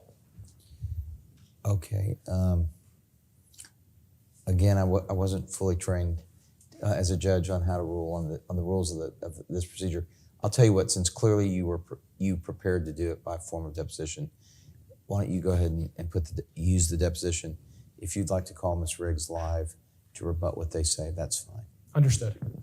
Thank you, Your Honor.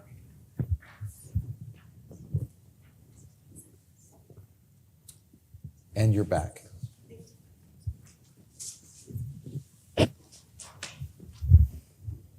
Ladies and gentlemen of the jury, a deposition is our questions are asked under oath. And so while I'm not swearing the witness, you should assume that the answers that the witness is given were given under oath, and you should consider them as you would any other testimony. Either believe it or not believe it in the same way you would any witness that was here live. May I proceed? Yes, sir. Beginning on page 2, line 6. Good afternoon. Could you please state your full name for the record? Ricky Riggs. Skipping to line 15. What do you do for a living? I'm a brewer at Brotherwell. I help craft some of Waco's finest craft beers. Line 24. Let's talk about your employment with Bear Arms Brewery. When did you first start working there? August of 2016. Next page, line 8. Did you sign a non-disclosure agreement with Bear Arms Brewery covering their secret brew recipes?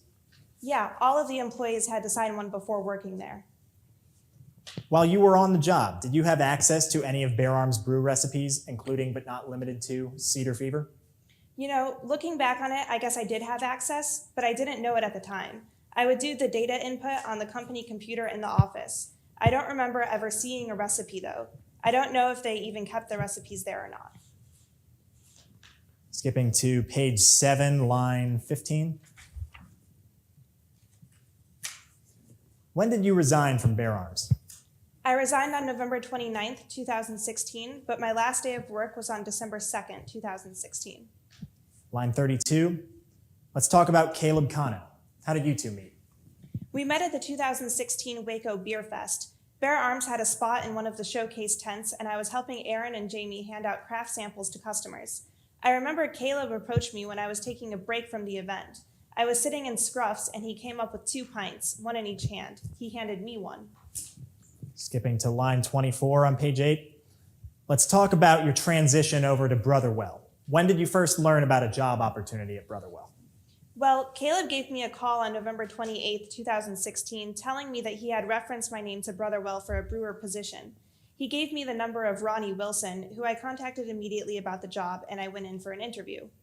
When did you go in for an interview? I think it was on December 5th, 2016. And when did you first start working for Brotherwell? On December 7th, 2016. Thank you. No further questions. Your Honor, we have nothing for this witness. We just want to make sure we don't forfeit our right to later actually call the witness live who's here. You can call them in your case in chief.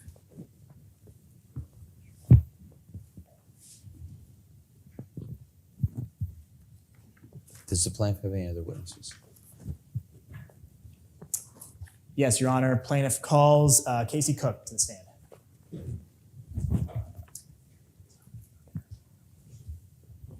Good afternoon. Is it Miss or Doctor? Miss. Would you This is actually- say again, please? This is- Would you hold up your right hand, please? Do you swear or affirm to tell the truth, the whole truth, and nothing but the truth? Yes, I do. Thank you. You may sit down.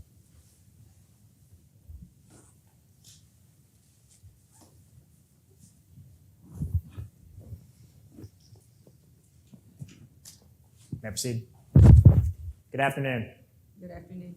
Could you please introduce yourself to the jury here and spell your last name for the record? My name is Casey Cook, spelled just like it sounds, C-O-O-K. What do you do for a living? I'm a financial advisor. Where do you work as a financial advisor? Yeah, I work in Houston, Texas. Do you own a consulting company? Yes, I do. I own my own consulting and financial advising company. What do you do what kind of work do you do as a financial advisor?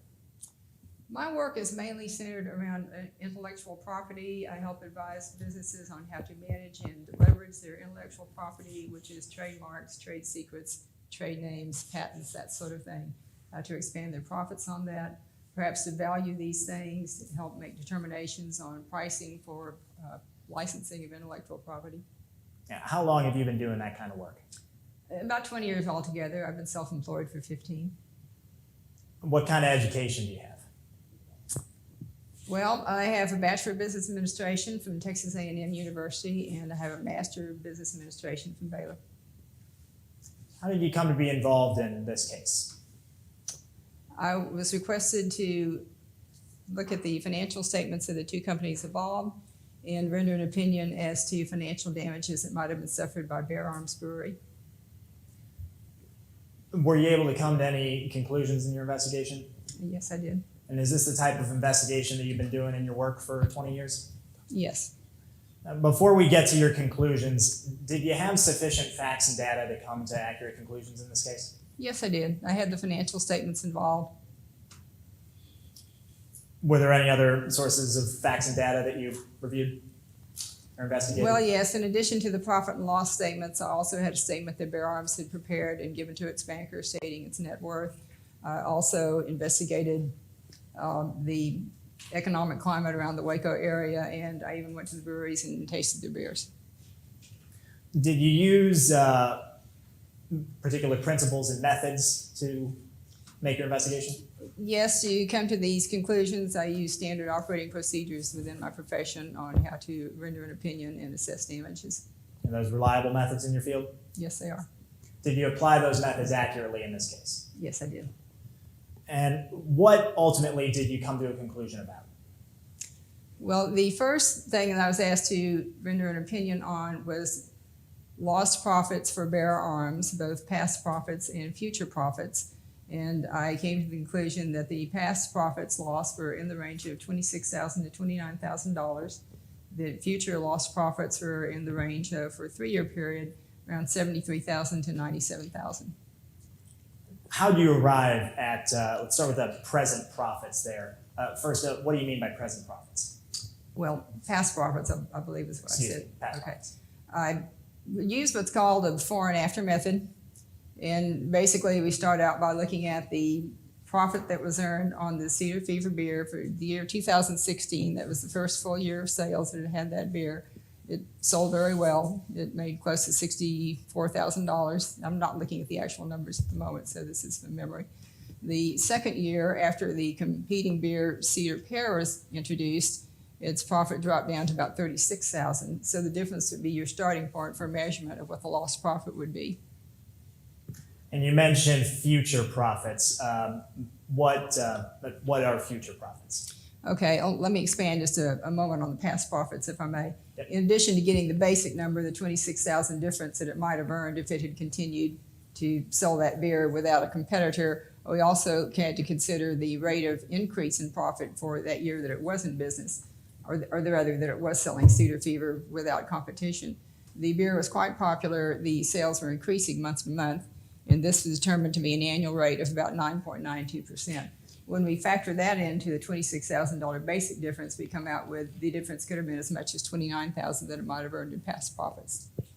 Now, if I can move along to future profits, Yes, we please. start with that same basic procedure, determine the difference that it might have made, factor in the increase in value that it might have made each year, and then also factor in inflation and backdate to present value method to come up with a figure for that.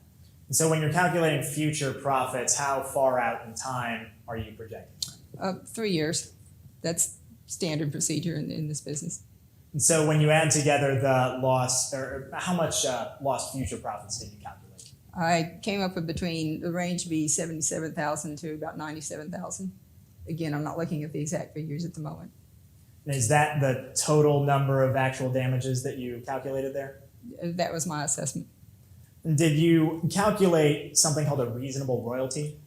Yes, I did. That is another factor that's used to determine damages.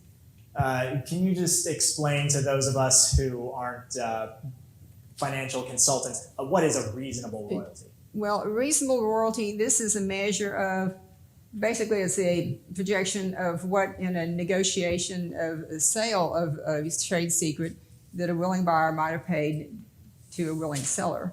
And for that, we look at various factors, about a list of about 12, 14 of them promulgated in what's called Georgia Pacific Standards, and that arose from the Georgia Pacific case a few years back. Federal courts have determined this to be a standard and accepted procedure for assessing damages. And so you mentioned there are different factors there. So how do you go about? Yes, there are several factors there that are taken into consideration. The starting point is a basic value of a sale, if you have one. In this case, we did have a sale because Bear Arms Brewery did, in fact, buy the recipe from Aaron Cano. It paid $32,000 for it if you add together the $17,000 in cash and the 10% of the company. The 10% of the company was based on Bear Arms' own statement that his company was worth about $150,000 at that time. 10% of that obviously is $15,000. Add that to the 17, you got 32. And then for that, So, sorry, excuse me. Just I'm so we running can on all, here. just so we can all keep up here, is it fair to say that you were starting with, after calculation Right. from that first factor, 32,000 was kind of your baseline? that was our starting point.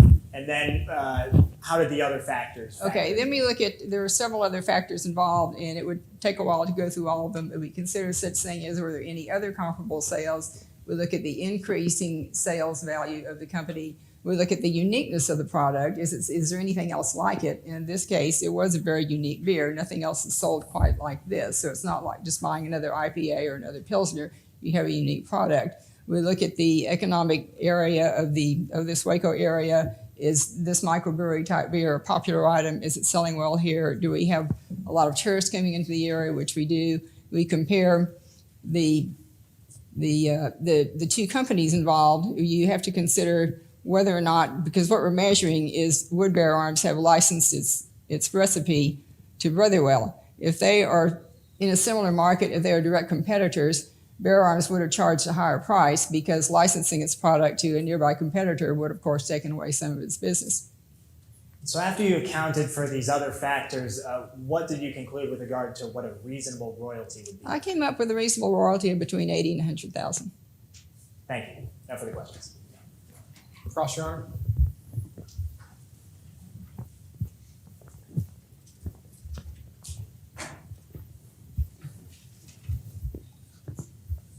Good afternoon, Ms. Cook. Good afternoon.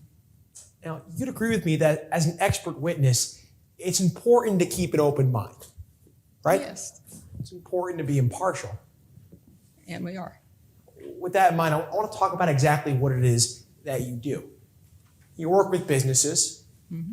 Is that a yes? I should just say Yes. yes or no for the Yes, I record. do. You help advise them financially. I do. And you also consult with lawyers. I do. You help them in their lawsuits. True. But you don't work with those two groups equally. True? What do you mean? Well, about 3/4 of your revenue actually comes from consulting with lawyers like us, right? Yes. You work with plaintiffs' lawyers. And defense lawyers. That's right, you work with defense lawyers too. True? Yes, I do. But again, Ms. Cook, you don't consult with those two groups equally, right? What do you mean? Ma'am, about 95% of your consulting work with lawyers. Oh, you mean in volume? That's true. I do tend to consult more with plaintiffs or attorneys. And 95% is with plaintiff's attorneys, true? True. So I want to see if we can do some math here. If 75% of your total revenue comes from consulting with lawyers, and 95% of the time you consult with plaintiff's lawyers, that means about 70% of your revenue comes from plaintiff's lawyers, true? Okay. Yes. So I want to talk about the substance of what you said on direct. You talked about lost profits and royalties. I want to take them one at a time. Let's start with lost profits. And you said that's really about two things, right? Past profits Past profits, and future profits. future You're profits. trying to project into the future to see the amount of profits that will be lost, true? True. And to do that, you used the 2016 figure as to how much beer the plaintiff was selling, the Cedar Fever beer. True. Ms. Cook, in 2016, the plaintiff had a monopoly on cedar beer, right? Yes. Now, a monopoly, that's when there's only one product in the market, right? Yes. But you know that when a monopoly does well, that attracts other products into the market, right? It may. You've heard of Uber, right? Yes. You've also heard of Lyft. Yes. You remember when the iPhone came out? Yes. Now you know that people use Google phones, true? Yes. So I want to move on to the second piece of your conclusion. You talked about those reasonable royalties. And one of the things you considered was the value of the product that was being sold, Yes. the value of the recipe, right? Yes. And to calculate that part, you used the $17,000 figure that plaintiff used when they purchased that recipe, right? Yes. Plus the 10% of the company, So a little more than $17,000 actually, right? 32,000. $32,000, that was the figure you used, right? That was our starting point. But ma'am, you know that my client, Ronnie Wilson, Brotherwell Brewing, they purchased that same recipe for $10,000, right? That was their decision. So is that a yes? That's the Yes. amount of money they paid? Yes. Ma'am, that's a third of what the plaintiff paid, right? Yes. But when you were calculating reasonable royalty, you used the lower figure, right? Pardon me? When you were calculating reasonable royalty, you used that lower figure, right? Ma'am, you What do you mean? What lower figure? well, you used the $32,000 figure, I used the right? 32,000 figure. You did not use the $10,000 figure. I did take into consideration $10,000 that our client paid for a different recipe, Well, ma'am, that wasn't my question. but that was not your question. You did not use the $10,000 figure that my client paid. No, I did not. You used plaintiff's figure, Yes, I did. the higher figure. Yes. So I want to talk about another part of reasonable royalty. One of the other things you consider is the value of the business, right? That's right. The value of the business of Bear Arms Brewery, true? Yes. And on direct examination, you said you valued that figure at $150,000, true? Yes. Now, you didn't sit down with a calculator and a pen and calculate that yourself, right? That was based on information furnished by Bear Arms. That was based on a letter, right? Yes. One letter. Yes. Like you said, a letter written by the plaintiff, right? Yes. Thank you, Ms. Cook. Pass the witness, Your Honor. Never redirect, Your Honor. Just ask the witness to be excused. Okay.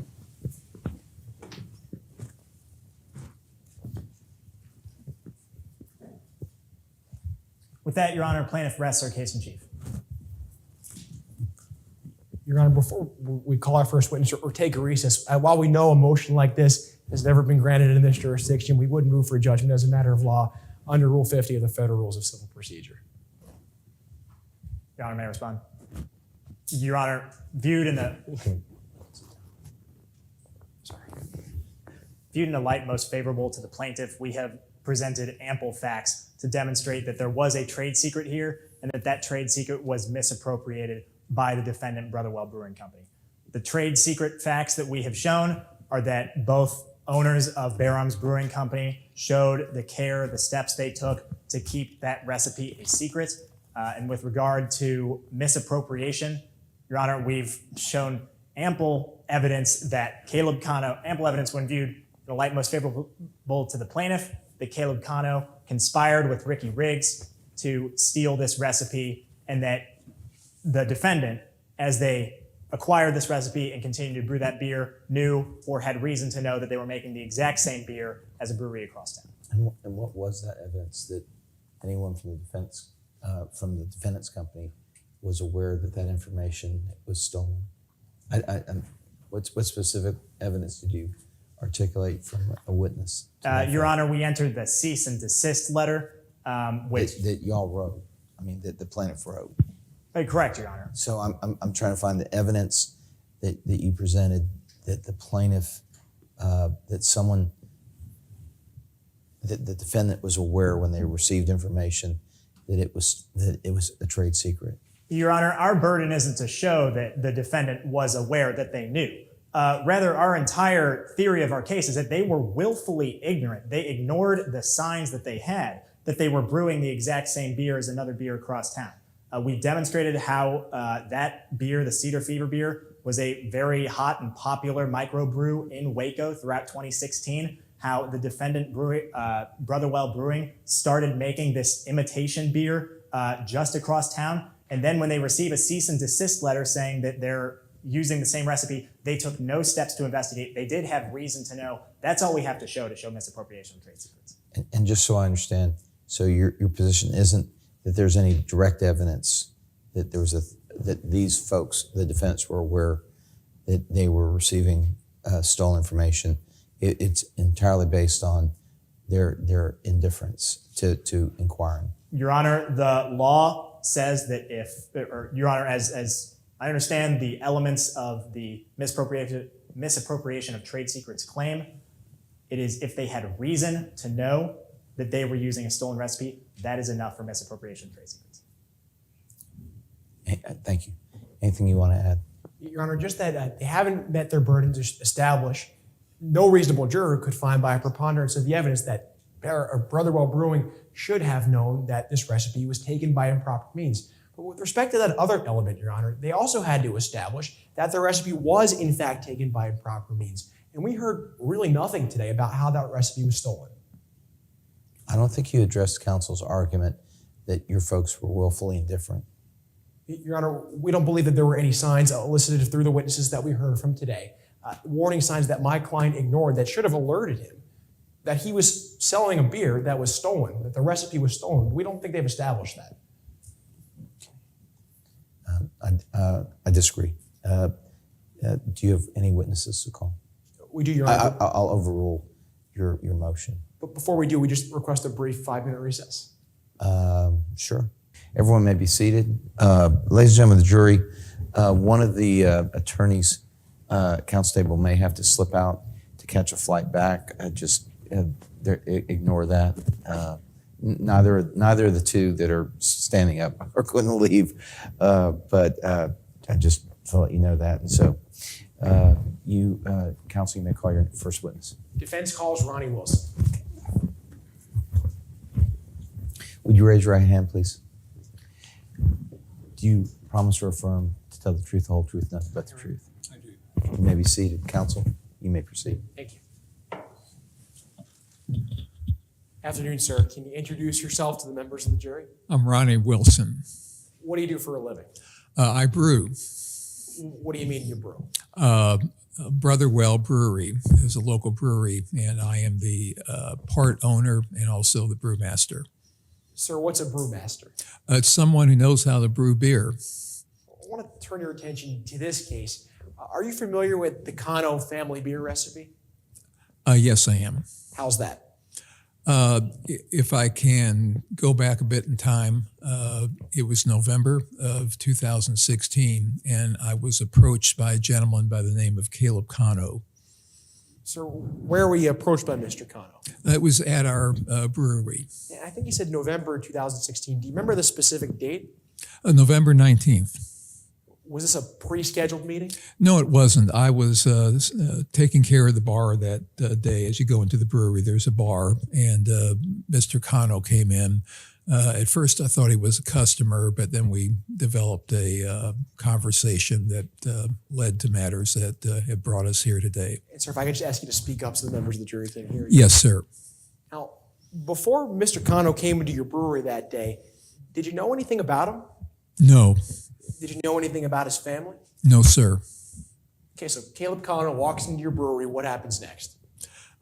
He produces a sample of beer after he has explained that this beer is a product that his family has brewed for many years. Did you taste it? Yes, I did. What'd you think? It was excellent, Sir, did distinctive. you and Mr. Cano negotiate a deal that day? Yes, we did. And before we talk about the details of that negotiation, I want the members of the jury to get a sense of what your background was on that day. Now, sir, on that day, how many other companies had you owned?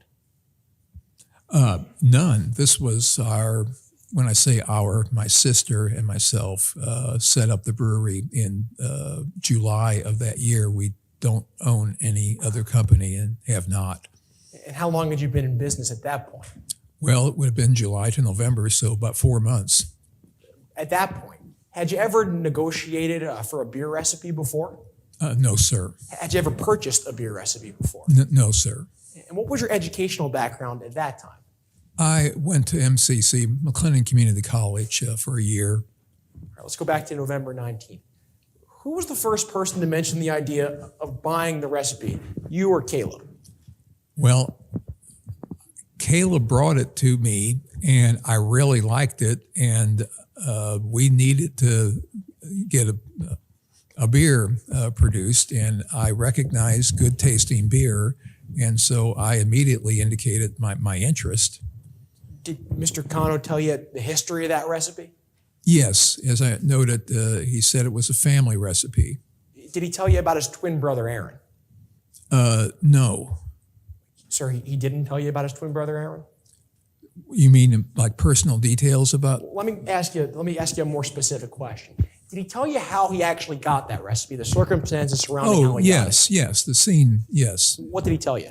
He said that his brother, he has a twin brother, he said, by the name of Aaron, and his dad's first name was Haywood, and that their dad gave the recipe to them, to himself, Caleb, and to Aaron. You said that meeting was on November 19th, 2016. When did you actually get the recipe? I got the recipe a few weeks later. It was December 10. Sir, you said you made that agreement on the 19th. Why did it take a few weeks? The price was $10,000, which we negotiated on the 19th. I thought perhaps that the money was going to be forthcoming. I would be able to pay him the money, I should say, very quickly. But he indicated that he wasn't ready to get the money for a period of time. I called him a week later. There was still an explanation given that he wasn't ready to receive the money, something about his bank relationship or the like. And what did you make of that explanation?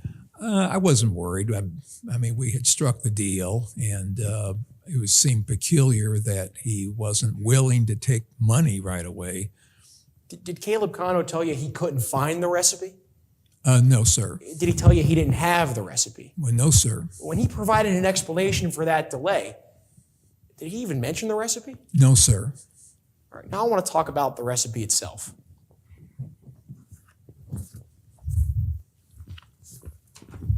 Yes, sir. Yes, sir. Mr. Cano, I've just handed you 2 documents, what's been previously marked as Exhibits 1 and 2, and I want to take them one at a time. Let's start with Exhibit 1. Do you recognize that? Yes, sir. What is it? It's a recipe it's called Dad's Beer Recipe. Defense offers Exhibit 1. No objections. So let's turn to Exhibit 2. Do you recognize that? Yes, I do. What is it? It's our recipe. When I say our, I mean Brotherwell Brewery's recipe. Defense offers Exhibit 2. No objections. May we display those exhibits, Your Honor? Yes, sir. Or actually, may we display Exhibit 2 first? Yes. And why don't we zoom in on Step 3 under Procedure? Thank you. Sir, your recipe mentions prickly pear tuna. What's that? It's not a fish. So what is it, sir? Tuna, it may seem like a peculiar term to apply to the flowery part or component of a prickly pear plant. Okay, let's flip back to Exhibit 1. Sir, does Exhibit 1 mention prickly pear tuna anywhere? It does not, no. So hang on a second, sir. If you had prickly pear tuna in your record, and it wasn't in the original recipe that Caleb Cano gave you, how'd you know to put it there? Well, Caleb had the recipe. Sir, are you saying that Caleb Cano told you about the prickly pear tuna? Yes. Now, when Mr. Cano told you about a part of that recipe that wasn't written down on that first document, what did that indicate to you? Well, it was a component of, in a sense, a different beer. It had different ingredients. With beer, every ingredient that you have in the recipe makes a very profound difference in the character of the beer, the mouthfeel of the beer, the aftertaste of the beer. When Mr. Cano mentioned a part of the recipe that wasn't written down in that original document, how did that compare to his original story? Well, Mr. Caleb, that is, seemed to have developed his own particular recipe here. That's the only way you can explain it. They're not the same and a very important component. Now, I want to talk about someone we've heard a lot about today, sir. Are you familiar with someone named Ricky Riggs? Yes, I am. How's that? Ricky is someone who I employed, who Brother Well Brewery employed. Now, before you hired Miss Riggs, did she tell you the plaintiff's recipe for cedar fever? No, sir. Before you hired Miss Riggs, did you even know that the plaintiff made cedar beer? No, sir. I was oblivious. Let's put this all together.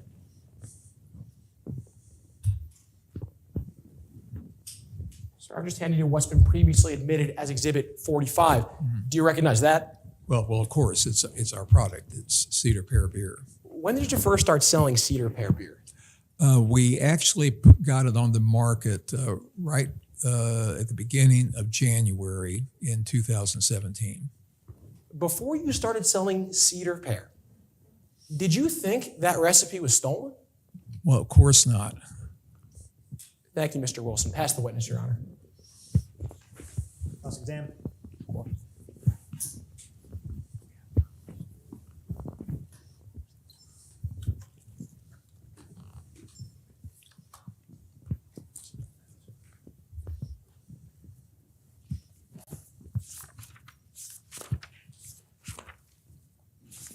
May I proceed?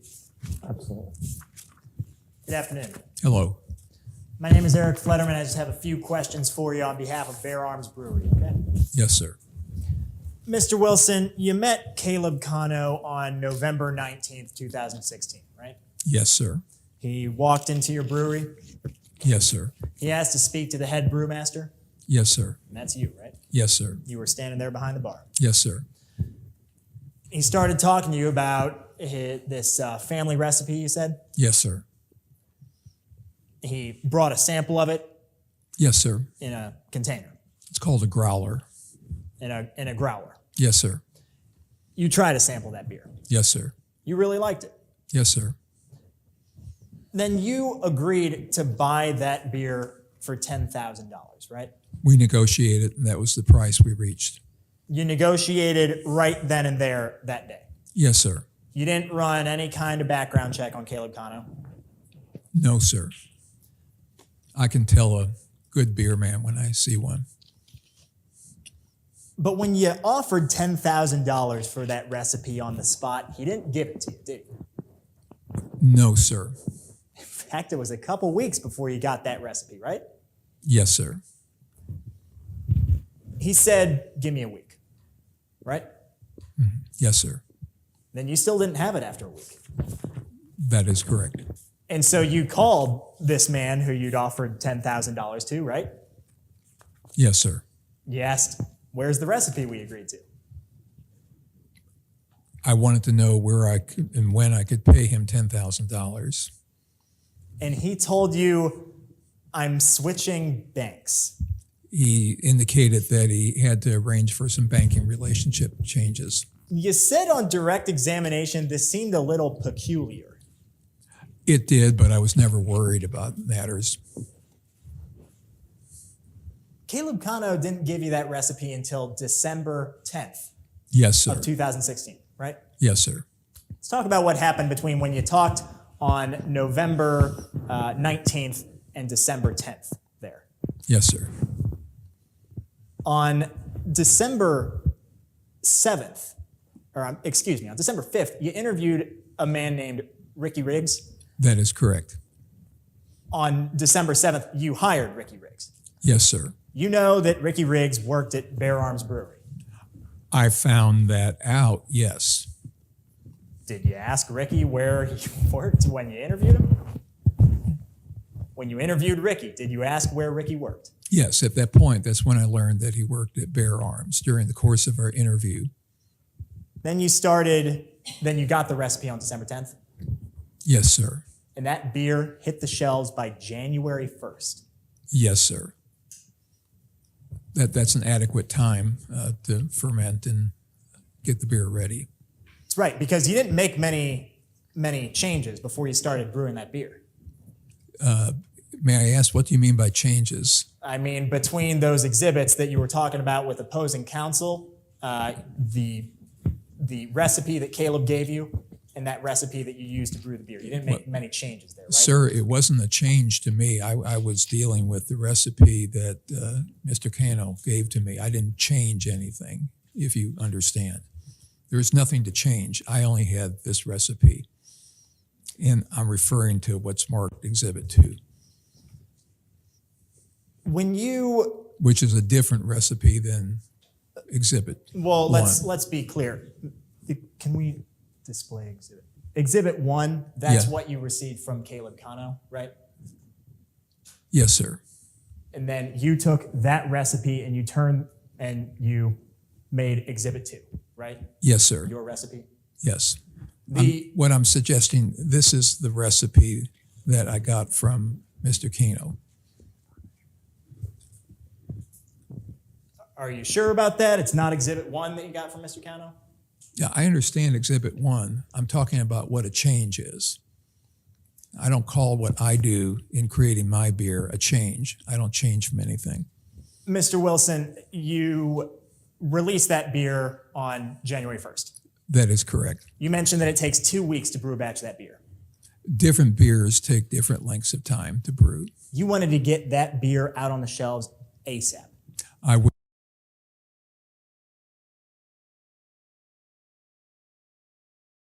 Is that a yes? You wanted to get that? And let me help you out here. The court would like a yes or no. So, Yes, sir. Yes, Your Honor. You wanted to get that beer on the market ASAP Yes, sir. because you wanted to be the top microbrewery in Waco. We want it to be successful. Is that a yes? You wanted to be the top microbrewery in Waco? If that were possible, yes. But between when you got that recipe and when you said that you never had heard of Cedar Fever beer before you bought the recipe. No, sir. But you did hear of Cedar Fever beer after you started production of the beer, right? Yes, down the line, yes, when we got the cease and desist letter. that Well, you said- actually learned about Cedar Fever beer before you even started selling your beer, Cedar Pear, right? I learned about it when we got the cease and desist letter. You learned about it when Ricky Riggs told you he used to make a similar beer at Bear Arms. Ricky, I didn't learn from Ricky, no. I learned about this whole Cedar Fever thing. We were surprised when we got the letter.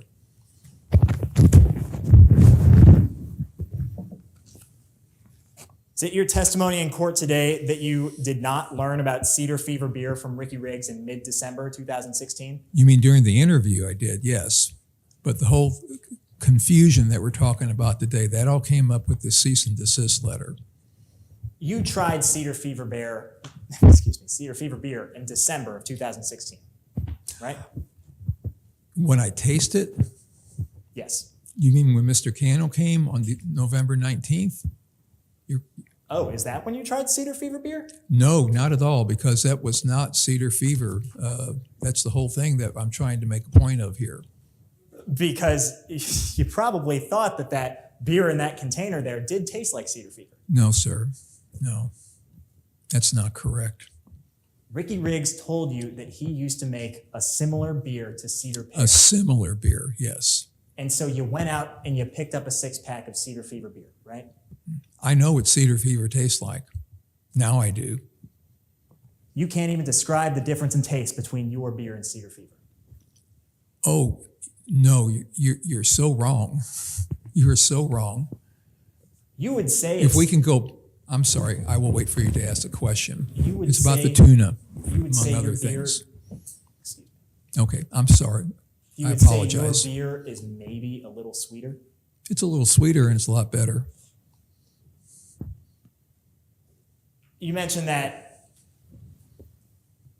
Let's take a look at the recipes here. You mentioned that Exhibit 1 is what you got from Caleb Cotto, right? Yes.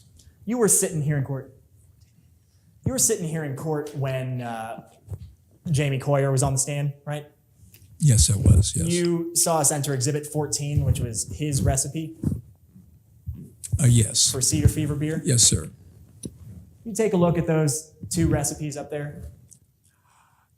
I can- need 14 because I can I give you can't a see copy. the screen. May I approach that? Absolutely. Okay. Thank you. Taking a look at Exhibit 1 and Exhibit 14. Okay.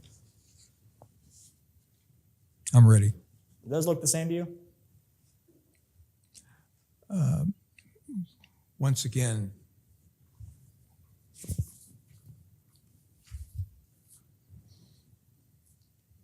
I'm comparing just to make double sure here. Simple question, yes or no? Do they look the same? Yes, they do. Do they look identical? From my review here, yes, they do look identical.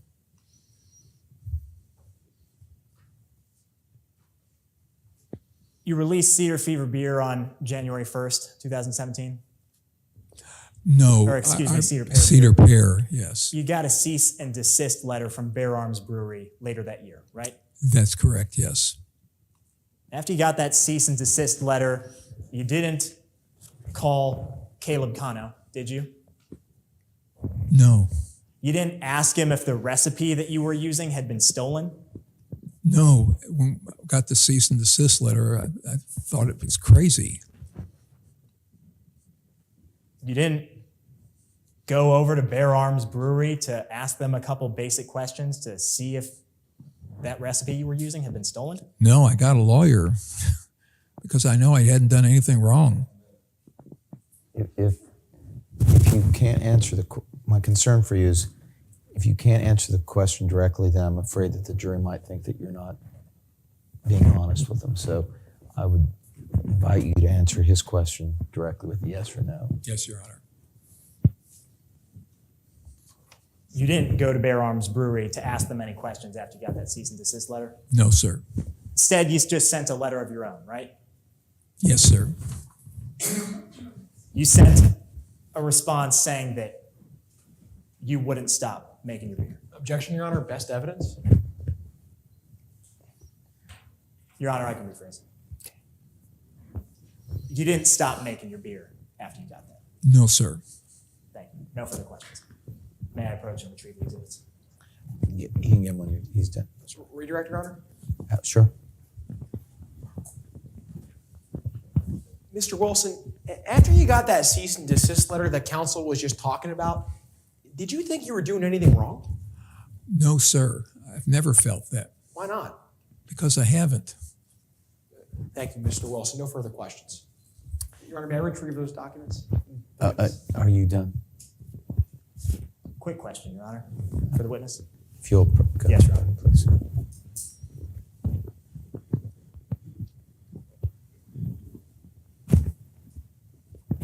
Mr. Wilson, do you think it's right to profit off of stolen property? No. Thank you. Nothing further. Thank you. You may step down. We have nothing further for the witness, Your Honor. Do you have any other witnesses? Yes, Your Honor. Defense calls Dakota Ruth.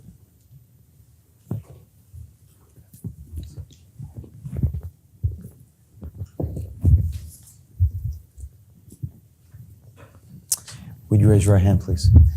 Do you swear or affirm to tell the truth, the whole truth, and nothing but the truth? You may be seated. Yeah, proceed. Please. Good afternoon, ma'am. Can you introduce yourself to the members of the jury? My name is Dakota Ruth. What do you do for a living? I am an accountant and financial advisor in Dallas. What do you do as an accountant and a financial advisor? Well, I work on business plans with my clients, help them strategize with respect to maximizing their profits on particular products. I have an emphasis on trade secrets and intellectual property. Now, how are you involved in this case? Well, Brother Well Brewing, Ronnie Wilson, approached me and asked for me to analyze the damages claims that the plaintiff was making in this case. Before we talk about the analysis that you did, I want the members of the jury to get a sense of your credentials. Where'd you go to school? I went to SMU. And what degree did you get? I got a bachelor's and a master's in accounting. Can you summarize your professional experience in accounting? Yes, I'm a CPA, a certified public accountant, passed the CPA exam, and also a chartered financial analyst. For 10 years, I worked with Ernst & Young, a large public accounting firm. And for the last 10 years, I've had my own firm. I have a partner. We have our own firm. We do accounting and financial planning for business clients. Ma'am, if I could just ask you to keep your voice up. You said you own your own firm. What kind of services do you provide? We do business plans for our client, basic accounting services and financial planning. We do business plans for our clients, again, help them strategize as to how to maximize their profits. And in particular, we have an emphasis on valuing intellectual property, including trade secrets, and helping our clients maximize that kind of property and sometimes sell that property. Ma'am, do you have any specific expertise as it relates to beer? Well, actually, about 8 years ago, a partner and I went into business. We have a microbrewery, a craft brewery of our own, small brewery business. Have you ever conducted evaluations to determine the value of intellectual property and trade secrets? Yes, commonly. Mm-hmm. Have you ever conducted an evaluation where you had to determine future lost profits in a case like that? In a case like that, are you talking about in a dispute, in a lawsuit? Or in any case, ma'am. Yes. Have you ever testified in court before? I have. And are you being compensated for your time? I am being compensated for my time. Defense offers Dakota Ruth as an expert in financial valuation. No objections, Your Honor. It'd be a minute. Ma'am, during the course of your testimony, I'm going to be asking about certain of your opinions. Were you able to reach those opinions that you're going to share with the members of the jury to a reasonable degree of professional certainty applicable within your field? Yes, I was. What information did you have? I had information pertaining to the earnings. I had earnings statements from both Bear Arms and Brother Well Brewery. I had depositions of the owners of those breweries and some other individuals involved in this case, and some other documents pertaining to the breweries. Was that sufficient to come to an opinion? Yes. In particular, I reviewed the deposition and opinions of Casey Cook, and so that was particularly my focus, and so my opinions relate to the opinions that she provided. What principles and methods did you use in coming to those opinions? I use the reasonable and standard principles and methods that are used in the accounting and financial services professions. And finally, Ms. Ruth, did you take the facts and data we talked about and apply them reliably to the principles and methods you and I just discussed? Yes, I did. Now, you said part of your analysis was to take what the plaintiff's expert did and analyze that. So I want to break that down for the members of the jury. Did you conduct an evaluation as to lost profits? Yes, I looked at the claims of lost profits in this case. And what specific time period were you looking at? I was looking at a claim of past lost profits for 2017, and then a claim relating to future lost profits for the following 3 years, 2018, 2019, 2020. Were you able to determine a number as to those lost profits in the past? I did not come up with a number. I felt that it was too speculative to quantify a number for lost profits in the past in 2017. What about lost profits in the future? Could you come up with a number for that? No, again, even more so, I felt that it was too speculative to be able to quantify future lost profits for the future 3 years. When you say it's too speculative, tell the members of the jury what you mean by that. It's just then speculate that it would be guessing, it would be guesswork, that there were too many uncertainties pertaining to the claim of lost profits for 2017 by Bear Arms with respect to the Cedar Fever beer, and likewise, and even more so, that it would be guesswork. There were too many uncertainties with respect to the following 3 years for which a claim of lost profits was being made. Ma'am, what specifically makes you say that it's speculative to come up with those two numbers we talked about? Several factors, but the two primary factors are that Bear Arms is a new company. It's a new business. It doesn't have a long track record. And it also, these claims involved a new product with an even shorter track record, even less history to go on. I want to take those one at a time. New company, new product, and let's start with the new company. When did Bear Arms Brewery get established? I believe it started in 2014. And at the time that Cedar Pear hit the market, how many years had Bear Arms been around? A couple of years, I guess.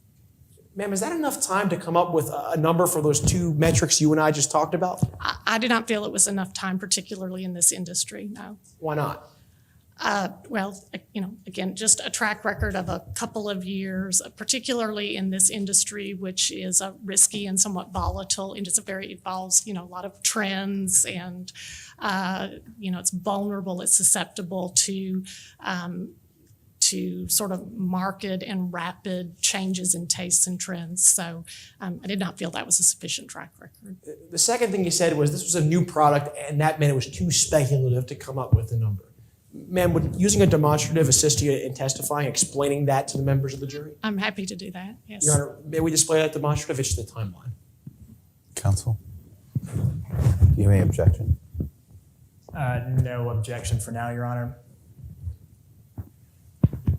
Ms. Ruth, when did the plaintiff start selling Cedar Fever? I believe that was in 2016. And when did my client start selling Cedar Pear? In 2017. So, ma'am, when you were looking at specific sale numbers, what year were you focused on this timeline?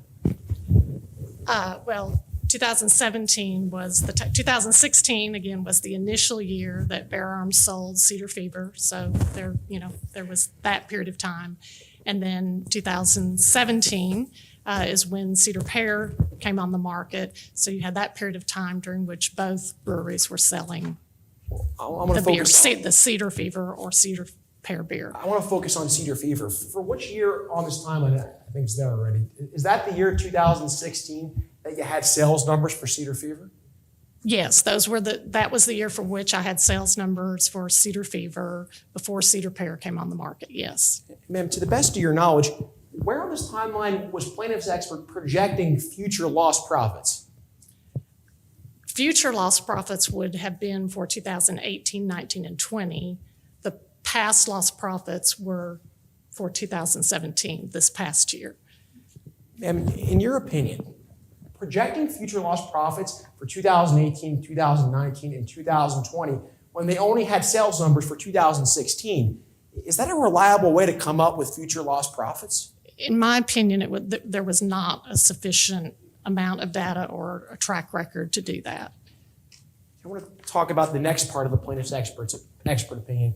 Were you here when the plaintiff's expert discussed royalties? Yes, I heard that testimony. Ma'am, tell the members of the jury what a royalty is. A royalty would simply be a payment that someone would make for the right to use the right to use intellectual property. In this case, we're talking about a trade secret. It could be some other kind of intellectual property, but a royalty is a payment made to the owner of intellectual property for the right to use that property. Were you able to estimate how much that royalty value would be? I estimated, yes, I reached a conclusion on the reasonable royalty value of the trade secret at issue in this case. And what was the number you came up with? In my opinion, the reasonable royalty measure would be no more than $10,000. Do you remember the royalty value that the plaintiff's expert came up with? $80,000 to $100,000 was her opinion. Ma'am, did you use the same methodology as plaintiff's expert? I applied the same factors that the plaintiff's expert claimed to apply, but I obviously applied them in a different manner, obviously have a different opinion about those factors. Ma'am, why was your value so much lower than plaintiff's expert? Well, again, there were a lot of factors, that test, that Georgia Pacific test that Ms. Cook referred to, involves a lot of factors. So it would take a while to go through all of them. But two overriding aspects that enter into a number of those factors that I think are the gist of my conclusions would relate to the plaintiff's or her view and the plaintiff's claim that it had a monopoly or would have a monopoly on this type of beer, as well as the uniqueness of the beer. Their claim of the uniqueness, my view of how those factors apply in light of those factors differs markedly from their view. Okay, I want to break those down and take those one at a time. You said the plaintiff's expert considered that there was a monopoly in her calculations. Why was that problematic for you? Well, I think the plaintiff's expert assumed that the plaintiff would have a monopoly, not only had a monopoly, but would continue to have a monopoly, would have the exclusive ability to produce this kind of beer.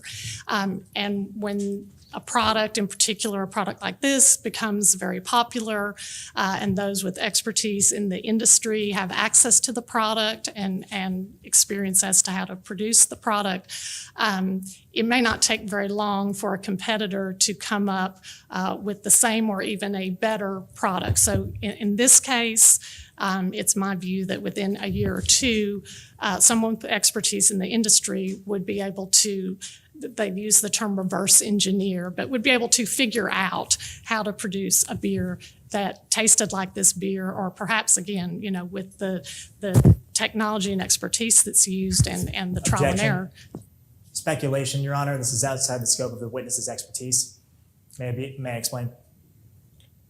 You can. You're going. Your Honor. You're going uphill. Your Honor, the witness testified that within a year or two, someone could reverse engineer this beer. That has nothing to do with financial planning. That has to do with specifics of beer reverse engineering, and specifically with regard to this particular recipe. We've heard no foundation that this witness can testify to that timetable. Perhaps you could point that out across. I'll overrule the objection. Yes, Your Honor. So, ma'am, let's move on to the second part. You said that the plaintiff's product, it wasn't unique and that was problematic. So I want to make sure we understand this. On one hand, you said the plaintiff had a monopoly, but it also wasn't unique enough of a product. So how can those two things be? Well, again, initially, the plaintiff had this beer, but it's my view that a similar product would have been produced by others in the industry within a relatively short period of time. So the monopoly would not continue.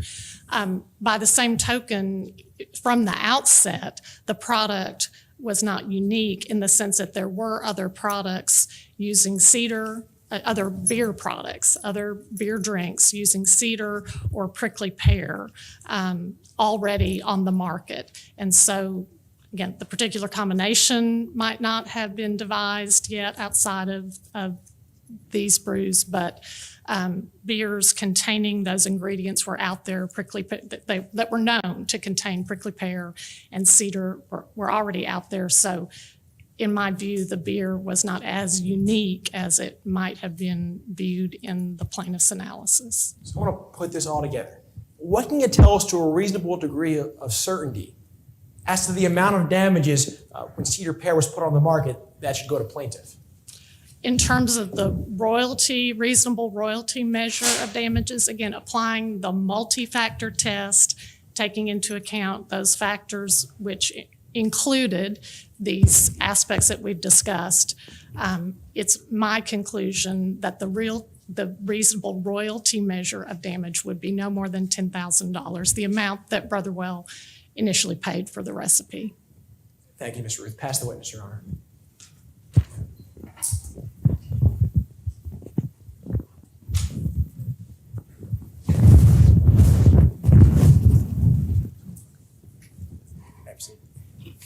Good afternoon. Hello. My name is Eric Flederman. I just have some questions for you on behalf of Bear Brewing. Okay. You mentioned on direct examination about reverse engineering of the beer. I'd like to just go ahead and start there. You said that in the course of calculating the damages here, You determined that someone could reverse engineer beer in 1 or 2 years?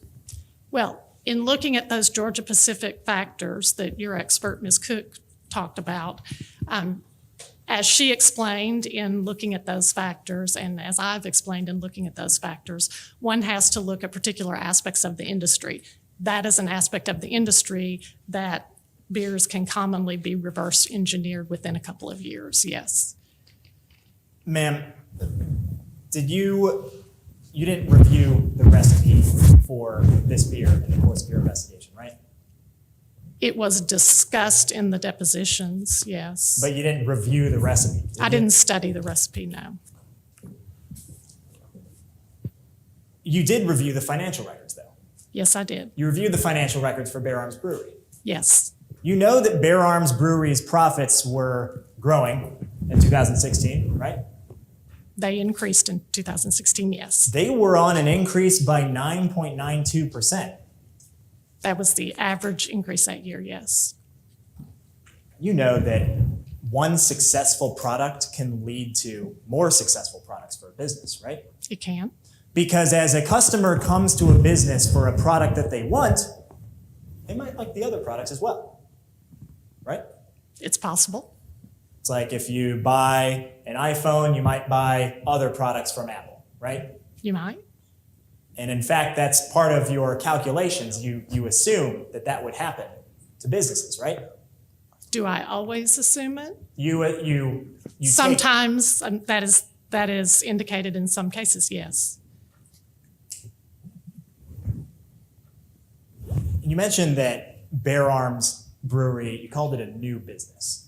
Yes. But you'd agree that Bear Arms Brewery has been around since 2015? Yes. You'd agree with me that Bear Arms Brewery was brewing Cedar Fever beer in 2016 throughout the entire year? Yes, it was. They were the only brewery that was doing that throughout the entire year? Yes, I believe so. You said there were just 2 other beers out there that use prickly pear cactus or Texas cedar, right? I could name a couple. I think there are more beers that use prickly pear. I would have to look into it to name them all, but Well, let's talk about I could name at least 2, yes. let's talk about what we talked about in your deposition. Right. You can name 2 beers, right? Yes. I mentioned in my deposition, I believe that there were numerous beers that use prickly pear, but I specifically mentioned Shiner Bock. Yes.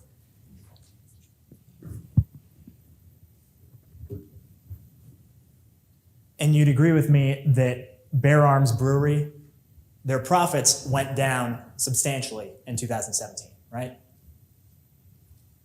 The profits relating to the Cedar Fever beer went down in 2017, yes. 2017, those profits started decreasing in January of 2017?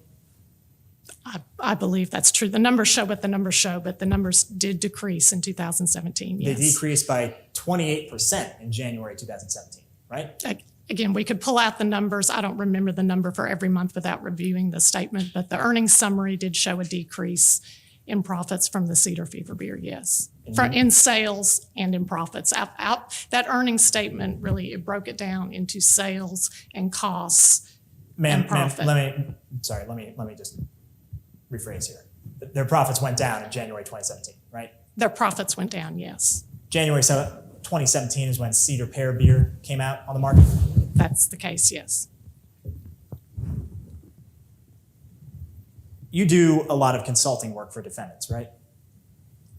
And plaintiffs, yes. In the course of your work, you'd say 75% of the consulting work that you do is for defendants.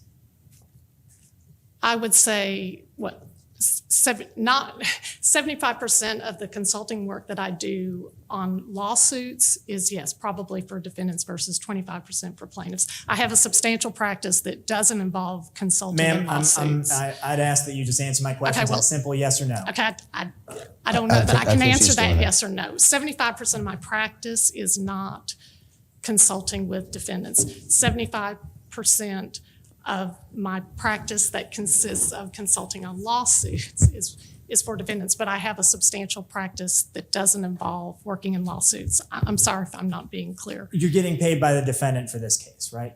I'm getting paid for the time that I've spent on this case, You're yes. getting paid $300 an hour for the work that you spent on this case? Yes, that's my standard rate. The defendant is paying you those $300 an hour. My client, the defendant that asked me to look at these claims, yes, is paying for the time I've spent on this case, The yes. defendant is paying you $500 for your in-court testimony. Yes, that's my standard rate for in-court testimony, yes. Thank you. Nothing further. Nothing further for the witness. You may sit down. Do you have any other witnesses? Yes, Your Honor, but before we decide who we're going to call, may we just check on the time? Sure. Defense call Susanna Cano. May I go get her, Your Honor? May I get a time check as well? Susan? Yes. She's in here?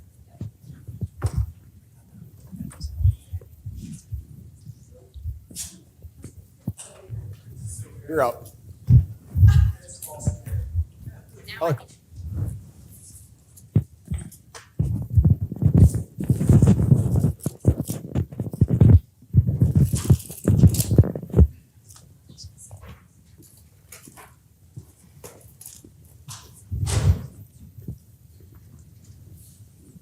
Would you stop and help here?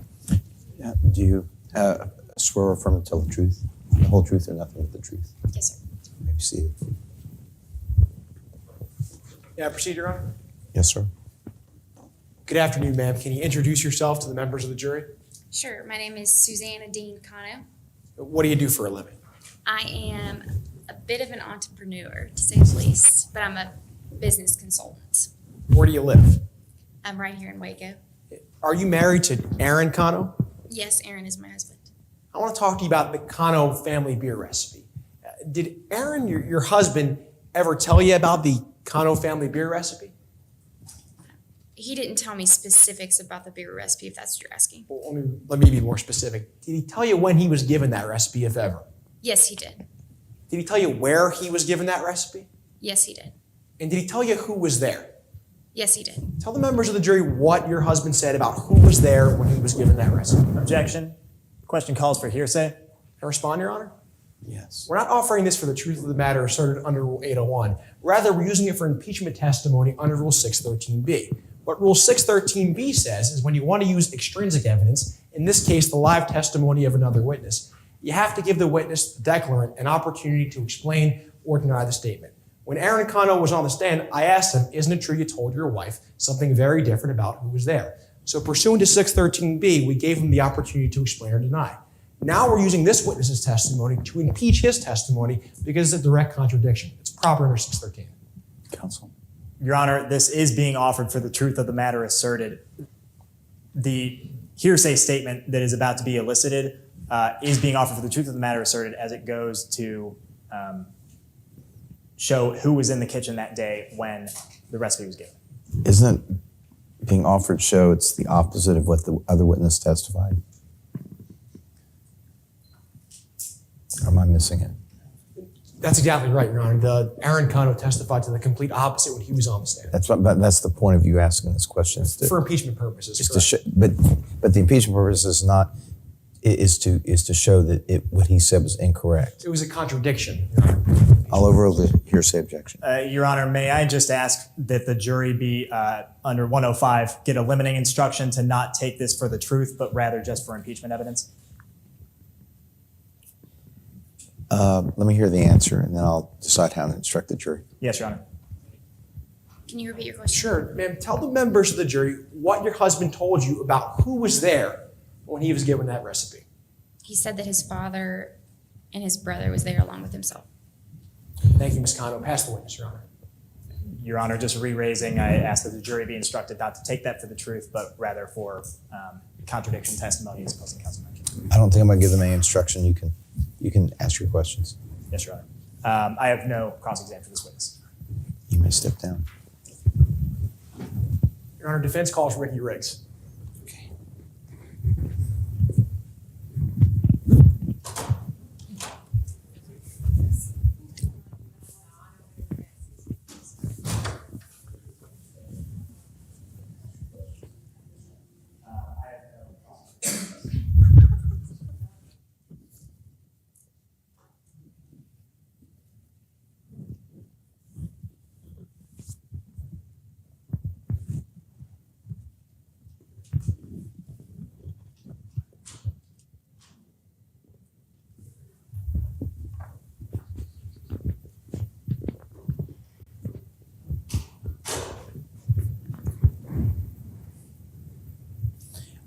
Would you raise your right hand, please?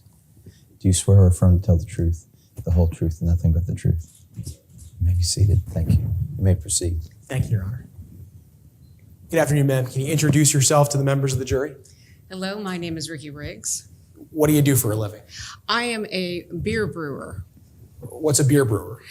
Someone who ferments and creates craft beers for consumption by the general public. I want to turn your attention to this case. Are you familiar with the plaintiff, Bear Arms Brewery? I am. How so? I used to work there. Ma'am, what were your responsibilities when you used to work at Bear Arms Brewery? Well, when I worked at Bear Arms, all my duties encompassed were what we call sanitation of the bar and the seating area, basically cleanup. And then I also was charged with some data entry, inventory, inputting stuff into the computer, and anything else that they needed me to do. But I did not, I never brewed any beer. Ma'am, you say you never brewed any beer. Did you ever see any beer recipes at Bear Arms Brewery? No. Did you know where the plaintiff kept those recipes at Bear Arms Brewery? While I was there, no.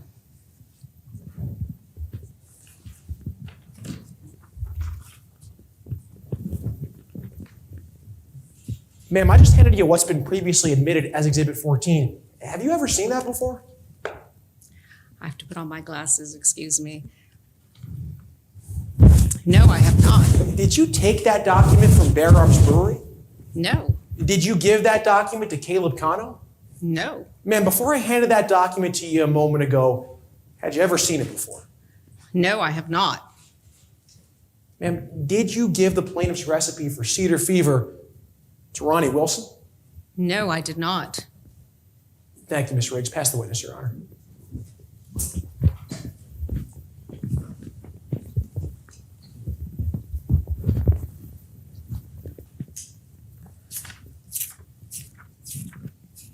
Good afternoon, Ms. Riggs. Good afternoon. My name is Eric Flederman. I just have some questions for you on behalf of Bear Arms Brewery.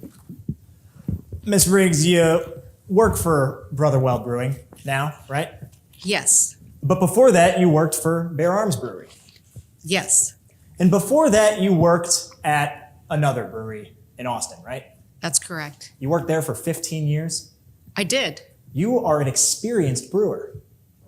I like to think so. You really love brewing beer, You could say that. and you know how to do it. Yes. And when you came to Bear Arms Brewery, they wouldn't let you brew beer, did they? That was not part of my duties. Is that a no? They didn't let you brew beer? It was not part of my duties. Your duties were sanitation, right? Correct. Your duties were data entry. That's correct. Your duties didn't include any of that brewing that you'd been doing for 15 years. That's right. And so it's fair to say that you were looking for another job when you were at the brewery there, right? I don't know what you mean by I was looking for another job. Well, you'd agree you were pretty overqualified to be doing sanitation at a brewery, right? Well, I enjoyed my time at Bear Arms. Otherwise, I wouldn't have taken the job. But in August of 2016, you met a man named Caleb Cano, right? Cano, yes, You met him at the Waco Beer Fest. I did. He came up to you as you were taking a break, right? That's correct. Because you were working at the beer festival. I was for Bear Arms. You had a Bear Arms t-shirt on. I did. He came up to you and he kind of looked like your boss, right? I guess I never thought about it that way. You'd agree he looked like your boss, right? Well, I understand they're twins, so, but I don't know if they're identical.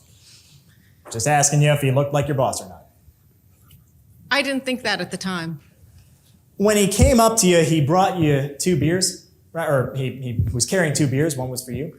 He gave me a beer, yes. This was the first time you'd ever met him. Yes, You all exchanged contact information that day? we did. And then he called you a couple months later, right? Yes, he did. He called you on November 28th, 2016. That's correct. The next day, you resigned from Bear Arms. I did. But you didn't leave Bear Arms on the 29th, right? No, my last day was on December the 2nd. And in those last couple days, you were still doing data entry, right? I was, as well as sanitation. When Caleb called you in November, he told you that there was a job opening at Brotherwell Brewery, right? He did. When you resigned, you didn't yet have that job at Brotherwell Brewery. No, I hadn't even interviewed. When you resigned, that's right, you hadn't even interviewed, had you? No, And then on December 5th, you did interview? that's correct. On December 7th, you got the job? Yes, it was very fortunate. A few days later, you were brewing Cedar Pear beer. I was. Thank you. Nothing further. We have nothing further for the witness. You missed. Okay. No. We'll take a recess. Are we done with witnesses? Yes, Your Honor. That's correct, Your Honor. Do you have any motions? No motions, Your Honor. Ready to proceed with closings. Okay. Then I'll hear from the plaintiff. Are you going to reserve some time? I'd like to reserve any remaining time I have for rebuttal. No. I'm sorry. What I meant was you're going to go first. He's going to go. Would you like to reserve some time to go after he's done? Yes, Your Honor. I believe I have about, is it 14 minutes? You do. Yes. And so do you want someone to let you know when you've gone a certain amount of time so you can reserve some time to go and actually close? That would be great. Could I actually ask the timekeeper to maybe sit Sure. on this side? How much time would you like to reserve to close? If I can, I'll reserve, let's do 2 minutes. Yeah. Okay.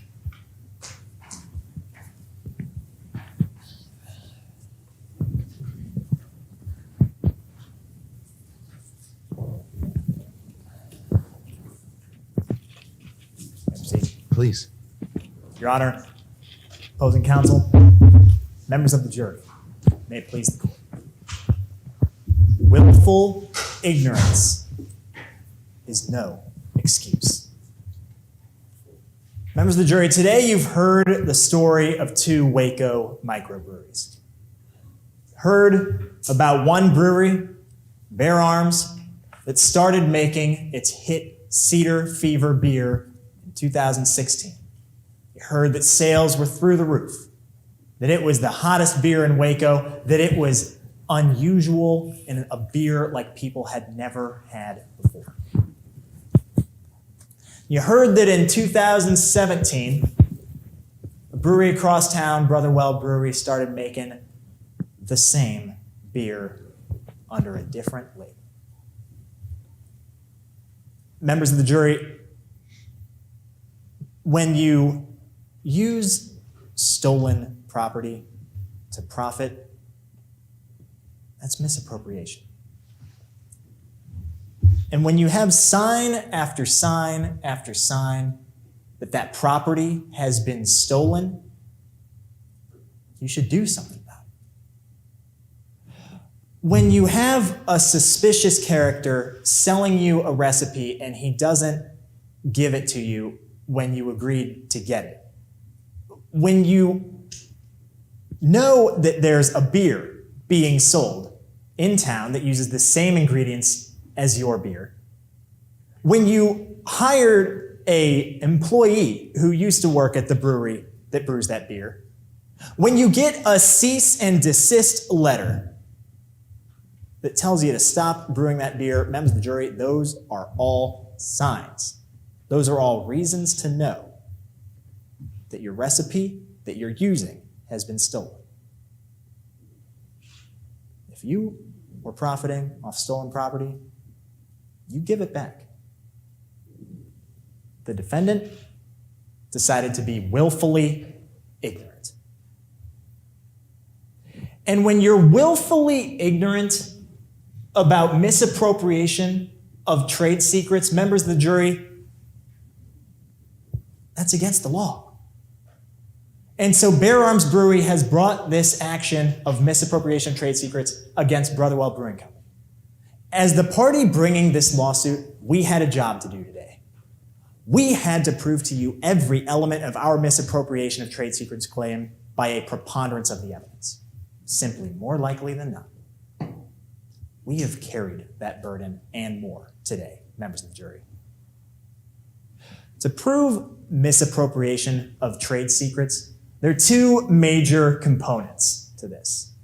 The first, we had to prove that this was a trade secret to begin with.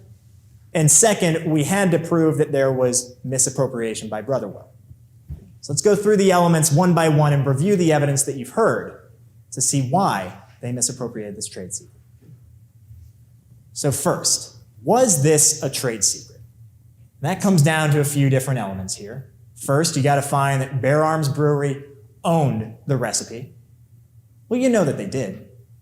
You heard Jamie Collier take the stand here today. You heard him say that he bought the recipe off Aaron Cano. You heard from Aaron Cano. You heard how Aaron got that paper bag with the ingredients list from his father, and then Aaron was the one who wrote out the recipe for how to make this beer. Members of the jury, when Aaron sold that recipe to Bear Arms and became a partner there, Bear Arms owned the recipe. So the second element, was that recipe readily ascertainable by proper means? You heard a little bit today about reverse engineering. Members of the jury, that is a proper mean. The law recognizes that competing businesses, they can do that. The question you have to decide is, was it readily ascertainable? You heard Jamie tell you how temperamental that recipe is. If you mess up just a couple degrees, or if you add ingredients at the wrong time, it's gonna mess up the taste of the beer. It's gonna taste totally different. Members of the jury, maybe there's a chance that someone could make something similar after years of trying, but that's not the question before you. If it wasn't readily ascertainable, then it was a trade secret. Here, this recipe was only ascertainable if you took it. So the third element, did Bear Arms Brewery undergo or take reasonable measures to keep this recipe a secret? They did. You heard Jamie and Aaron tell you about the password on their computer, the password protected file for the recipe that only they had access to. You heard about how Jamie and Aaron, they were the only two employees that brewed Cedar Fever. You heard about how even though their other employees weren't brewing that beer, they made them sign non-disclosure agreements anyway. Members of the jury, Bear Arms Brewery is not Coca-Cola. They don't have a vault underground. They have computers, they've got passwords, they've got non-disclosure agreements. They're a small business. That was a reasonable measure to keep that a secret. The fourth element we had to prove for was it a trade secret was that the recipe had actual or potential economic value because it was a secret. When you go back in that deliberation room, take a close look at Exhibit 17. It's a big spreadsheet, but it lays it out in black and white. Members of the jury, it shows that throughout 2016, Cedar Fever was hitting sales off the charts. And then in 2016, sales were off the charts. In January of 2017, Cedar Fever profits already fell by 28%. This was valuable. This trade secret was valuable because it was secret. Members of the jury, that recipe was a trade secret. So now that second big component, was that trade secret misappropriated by the defendant? First element we had to show is that that trade secret was taken by improper means.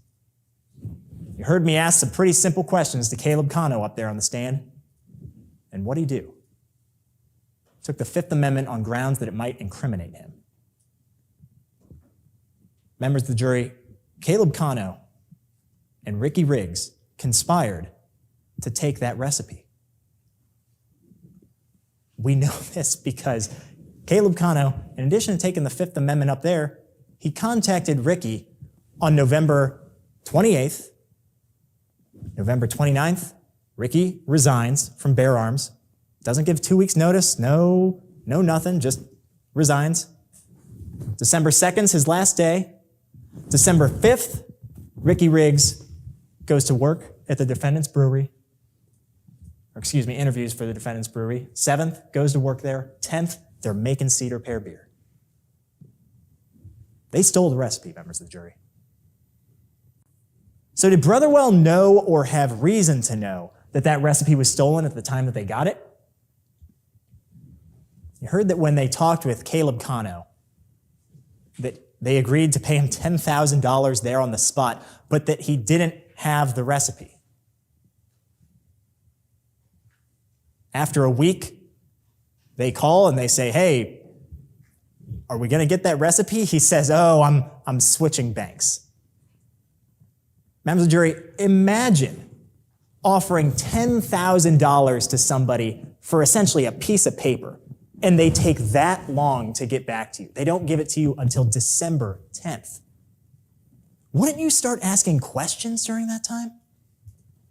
Wouldn't that be reason to know that something fishy was going on here? And so then they hire an employee from the brewery across town that was making Cedar Fever. They saw Cedar Fever marketed, but they ignored it. And then they got a cease and desist letter. And they still didn't ask any questions. If they didn't know, they certainly had reason to know. And willful ignorance is no excuse. So members of the jury, once we proved those two components, was it a trade secret? Was it misappropriated? Yes and yes. Now we're on to a third component. Was that misappropriation willful and malicious? The answer to that question is yes. Was it done in a way that was despicable? In a way that ordinary people would look down upon? Yes.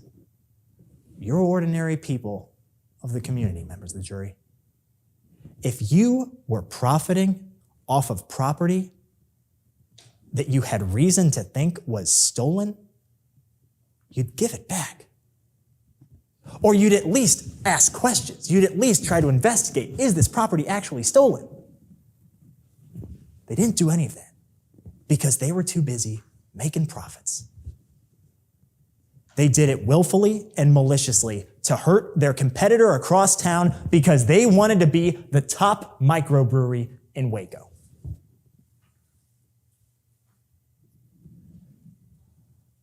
Members of the jury, the fourth element, damages. You heard some testimony here today from some experts. A small business, just because they're small, just because they haven't been around for a while, doesn't mean their intellectual property is any less valuable than someone who's been around for a long time. You heard how unique that beer was. You'll see Exhibit 17 that shows the incredible growth that this beer had while it was a secret. Had it stayed a secret, they would have profited for a long time more. Members of the jury, you can't profit off of stolen property. You can't ignore sign after sign after sign that it was stolen and just get away with it. Don't let them get away with it. Because willful ignorance is no excuse. Thank you.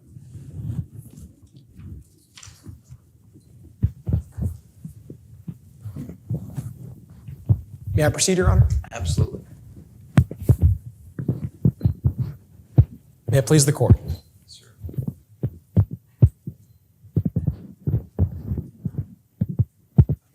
Fellow walks into a brewery, says, "This is a fine establishment you have here." Owner says, "Thank you very much." Fellow says, "Why don't you try a sample of this beer?" Owner takes a sip. Eyes light up. He's tasted a lot of beers before, but nothing like this. This is something else. Tastes like something sweet. So the owner says, what is this? The fellow says, my daddy, Haywood Kano, he made this recipe 30 years ago. But I'm looking to sell. In a few months, there's cedar beer on the shelf, and people are lining up out the door. Members of the jury, the story that I just told you is the story about how Ronnie Wilson got the recipe for Cedar Pear. But it's also the story about how the plaintiff got the recipe for Cedar Fever. They told you Ronnie Wilson should have known something didn't add up. Members of the jury, the plaintiff believed the exact same story. This case was about family secrets that Ronnie Wilson did not know, could not have known. Of course, as the defense, we didn't have to prove that. The burden of proof is with the plaintiff and the plaintiff alone. They had to prove each and every element of that claim by a preponderance of the evidence, more likely than not. So I want to walk through those two facts we told you the plaintiff couldn't prove to meet their burden of proof. So I'll start with the first fact. Plaintiff couldn't prove that that recipe was taken by improper means. So let's start with what we know. Caleb Kano did give that recipe to Brotherwell Brewing back in 2016. But members of the jury, we heard that this was a family recipe. Why would Caleb have to steal something that was in his own family? Now, what we heard from the plaintiff was, well, that recipe wasn't actually given to Caleb. It was only given to Aaron at the kitchen table that night. Members of the jury, who is the only person today who said that? Aaron.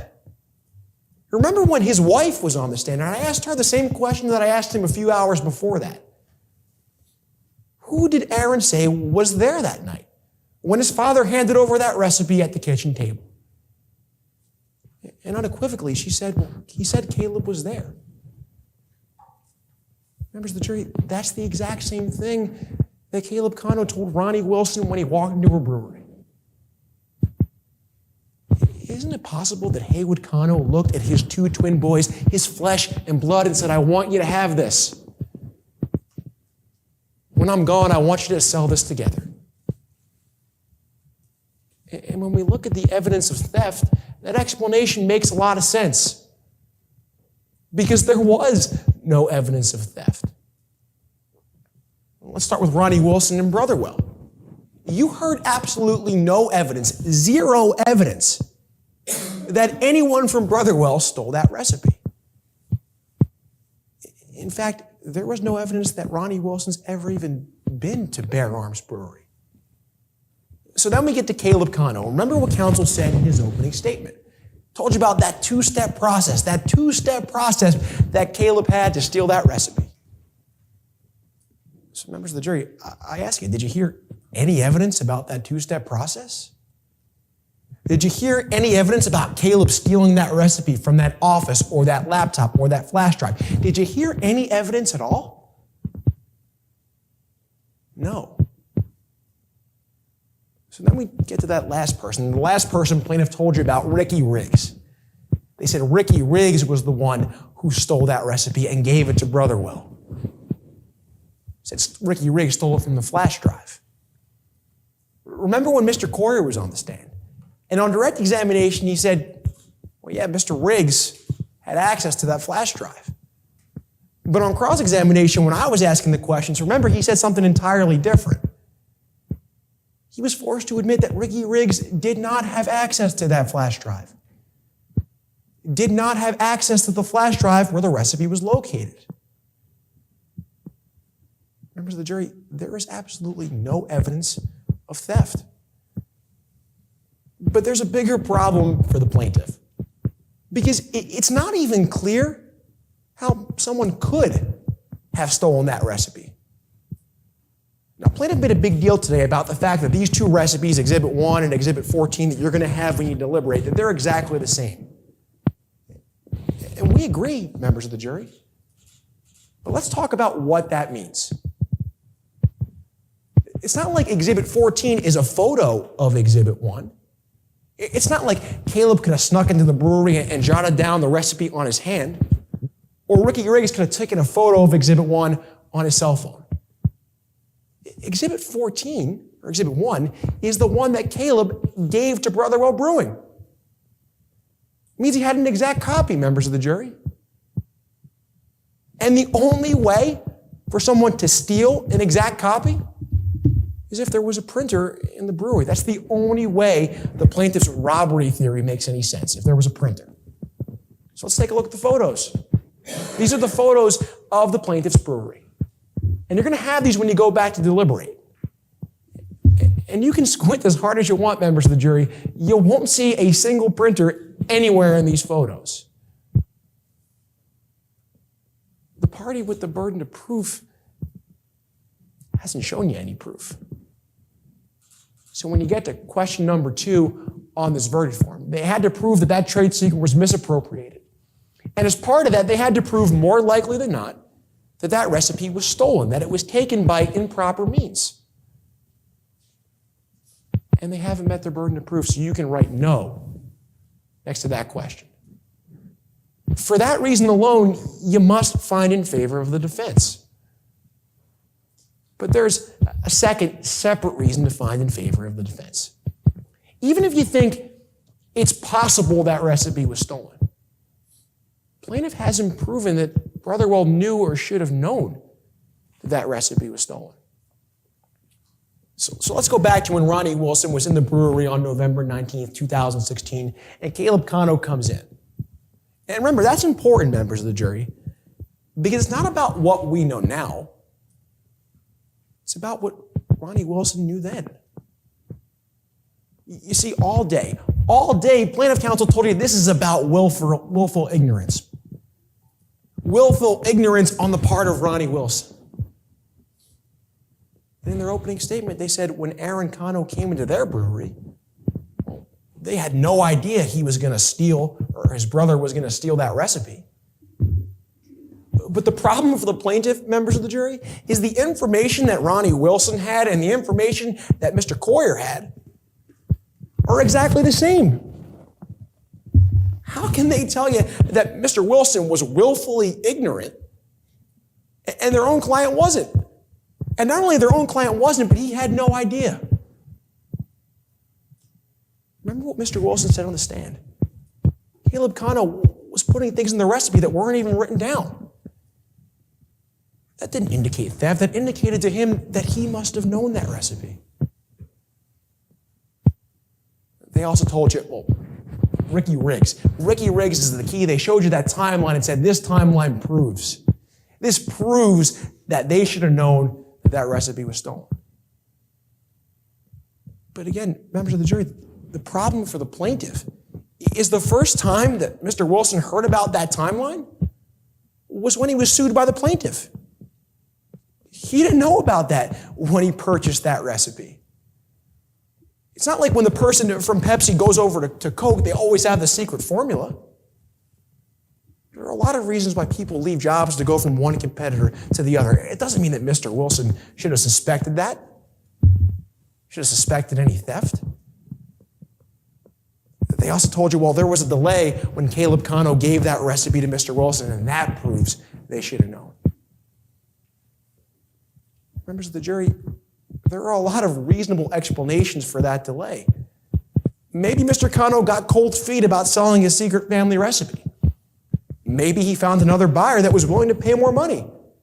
Both of those explanations are much more reasonable than Mr. Wilson suspecting theft of a family secret. The last thing that they told you about so much today, members of the jury, was that cease and desist letter. They said, this is proof. They got this letter, and that proves that they knew. But you're going to have this letter when you go back to deliberate. And I want you to take a close look at what it actually says. from the plaintiff, and it says, you stole our recipe, we want you to stop brewing beer. And that's it, members of the jury. There is no other information in this letter about why they believe that. And remember, when I asked Mr. Wilson on the stand, well, when you got that letter, why didn't you stop? And he said, well, I didn't think I was doing anything wrong. And of course that makes sense, members of the jury. This shouldn't have made him suspect anything. Plaintiff hasn't proven that Mr. Wilson knew or should have known that that recipe was taken by improper means. So when you go back to that verdict form, that's another reason to write no next to question number 2. Now, the next 4 questions are about damages. And if you don't find them liable for misappropriation, you don't get to answer these next 4 questions, but that's your decision and your decision alone. So I don't want to be presumptuous, so I want to address those questions now. Question number 3 talks about actual damages. Actual damages suffered by the plaintiff. And remember when our expert witness was on the stand and what she said about plaintiff's expert. That calculations for lost profits and future lost profits were speculative. Because the plaintiff's experts assumed that there was going to be a monopoly. They assumed that, members of the jury. Remember the figure that our expert witness gave you, Miss Ruth, what she gave you for that figure. So it was too speculative to even put a number on. The next question, question number 4, refers to unjust enrichment. We didn't hear much about that today, but there's no dispute between the parties. We agree with the plaintiff with respect to this question. So we can skip to question number 5. And this is about that reasonable royalty we told you about. And remember what that was really figured out by. The valuation of the company. The valuation of the product. And remember, when the plaintiff's expert had to use figures to come up with this number, they had an option between figures from the defense and figures from the plaintiff that were much higher. And every single time they chose the higher number, the one that the plaintiff gave them, and the plaintiff gave them alone. The last question you'll have to address, members of the jury, is whether my client acted maliciously or willfully. And as the judge will explain, maliciously is a pretty high standard. They have to prove that my client's conduct was malicious if he acted with an intent to cause an injury, or his conduct was despicable and was done with a willful and knowing disregard for the rights of others. Members of the jury, there's no evidence that Mr. Wilson had it out for the plaintiff. No evidence he did anything despicable. For all he knew, everything was above board. And even if that recipe was stolen, Mr. Wilson certainly didn't know. Plaintiff hasn't met their burden of proof, and you can write no next to this question. Now, you heard in 2016 that the plaintiff's Cedar Fever, it was doing really well. They had a monopoly and sales were through the roof. But in 2017, Brotherwell started making Cedar Pear. And suddenly, they didn't have that monopoly anymore. Sales went down. And when they couldn't beat my client in the court of public opinion, they dragged him into a court of law. Members of the jury, this is a case about the family secrets that my client did not know, could not have known. So we ask that you find them not liable. Thank you.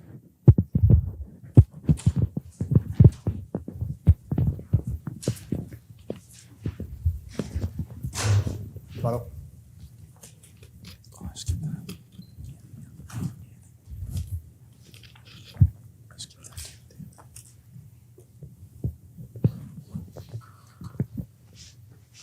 Members of the jury, let's take those 2 things that opposing counsel focused on. First, we know this beer recipe was taken by improper means. You heard from Ricky Riggs, both live and by deposition.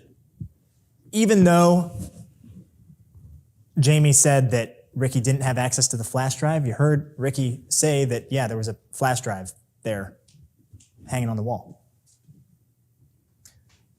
Maybe he wasn't supposed to have, or she wasn't supposed to have access to that flash drive, but members of the jury, it's easy enough to take a flash drive, put it in a computer, send an email to yourself, print off that copy from somewhere else, and then give it to the defendant.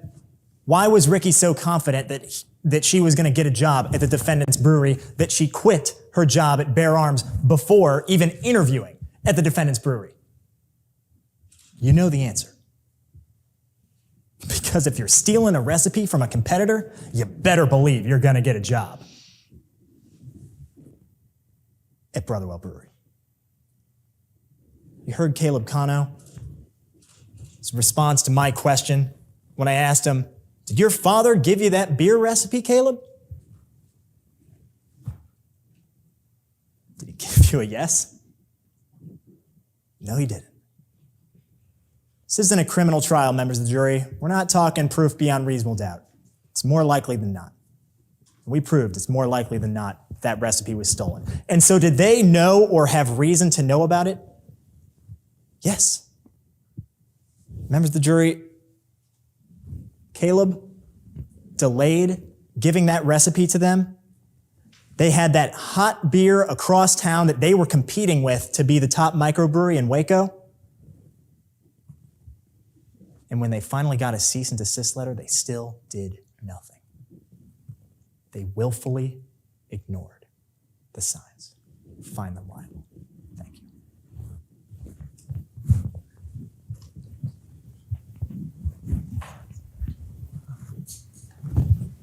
Okay. I think I should know what we're doing, but I'm not exactly certain. I think the jury is going to leave us and go vote, and then I think others of us are going to state your vote. I think the lawyers need to exit the room as well, while some of us stay here and make our votes. Gentlemen, are you prepared to do the second half of the bifurcated trial? Yes, Your Honor. I believe it's up to you, sir. You can. Your Honor, plaintiff calls Ronnie Wilson to the stand.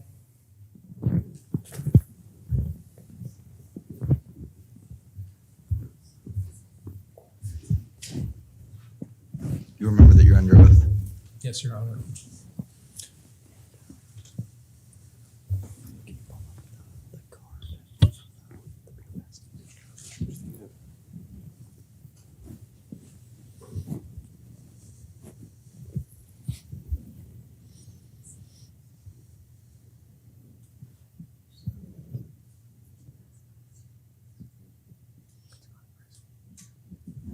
Just a moment, Your Honor. I understand. Just let me know when you're ready. Yes, Your Honor. Yes, sir. Good afternoon, Mr. Wilson. Mr. Wilson, were you at Waco Beer Festival? Yes, I was. It was in. Was that the one in August of 2016 you're referring to? Were you at the Waco Beer Festival in August of 2016? Yes, sir. What was the setup like at the August 2016 Waco Beer Festival? There is a bar called Scruffy's on Spate Street in Waco, and there's a parking area in front of it, and there were many actually, tents that were set up in that parking area, and each was, if you want to describe it, as a booth for a microbrewery in or around Waco, Central Texas. You mentioned that festival was in August of 2016. You started your brewery the month before, right? That's when my sister and I, yes, farmed the business of Brotherwell. So it's fair to say that a lot of your competitors at that beer festival? Well, I don't know if you could call them competitors at that point, since we had only been in business for a few weeks, but future competitors. So your future competitors were at that beer festival. Right. They're in the same market, so they're competitors. When you paid admission to that beer festival, you got a card that listed your competitors, right? Your future competitors. Yeah, it's a check-off card to help anyone who's at the festival to kind of keep track of the tents that they've been to and so forth. Does Exhibit 8 look like that card that you got for that Yeah, festival? yes, that's my recollection. It's exactly the same. Your Honor, plaintiff offers Exhibit 8 in evidence. No objection, Your Honor. Will be admitted. Over on the, let's see, right column there, Yes, sir. you agree you see Bear Arms Brewery there, right? Yes, sir.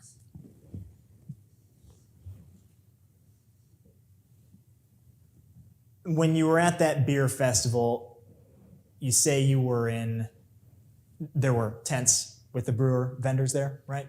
Yes, sir.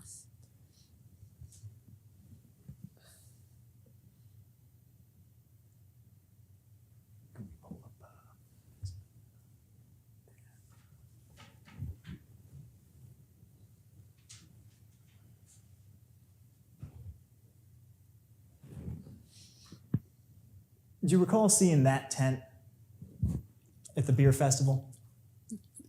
Not really. No, I was at the beer festival just as like a citizen, not as a business scope out. I remember going to the festival.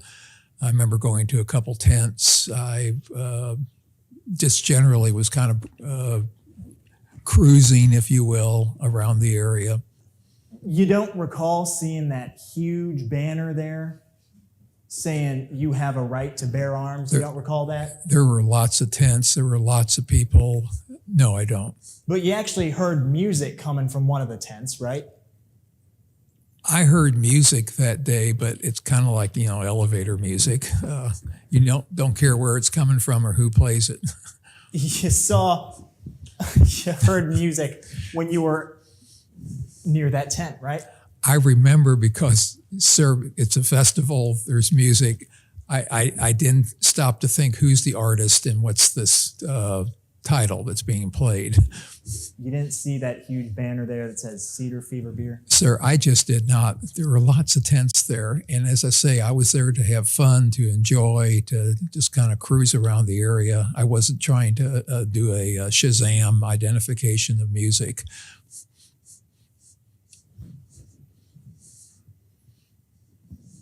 But you were trying to identify your future competitors, weren't you?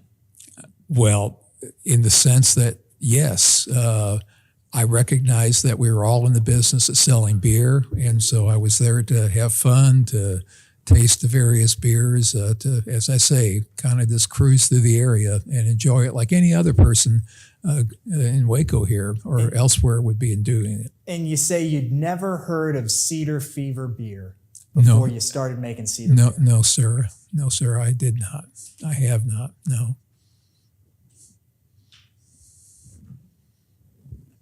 No further questions. May I proceed, Your Honor?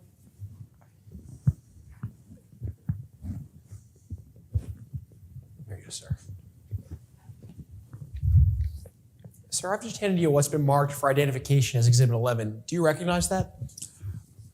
Yes, I do. What is it?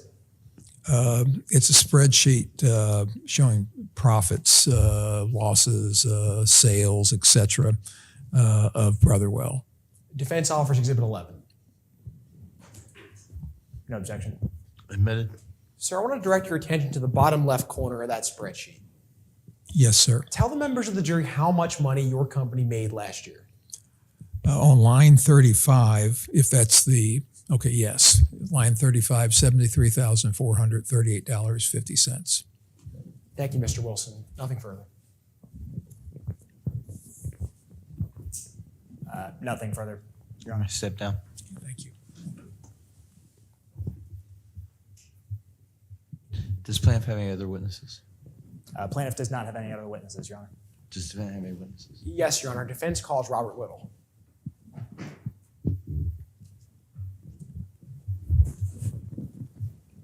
You've not been previously sworn. You swear or affirm to tell the truth, the whole truth, and nothing but the truth. Thank you. Good afternoon, sir. Can you introduce yourself to the members of the jury? Hi, my name is Robert Little. What do you do for a living? I own a local bar here in town, Scruffy Murphy's. Sir, are you familiar with the plaintiff's beer, Cedar Fever? I am. Does your bar carry that beer? We do not carry Cedar Fever anymore, no. Did you used to carry that beer? Yes, we used to carry Cedar Fever in 2017. Sir, you carry my client Cedar beer, Cedar Pear. Yes.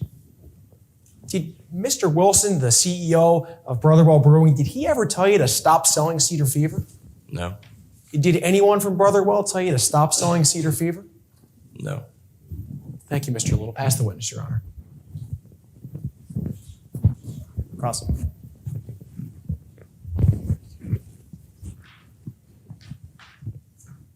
Afternoon, Mr. Little. Afternoon. Mr. Little, you own Scruffy Murphy's, you mentioned, right? I do. That's a campus area bar. Yes. You sell beer at that bar, right? Yes. You used to sell Cedar Fever beer. We did. You don't anymore. No. Now you sell Cedar Pear beer. Yes. Cedar Pear beer is brewed by Brotherwell Brewing Company, right? Yes. You actually think Cedar Pear, it's pretty similar to Cedar Fever beer. Not really a beer guy, but sure.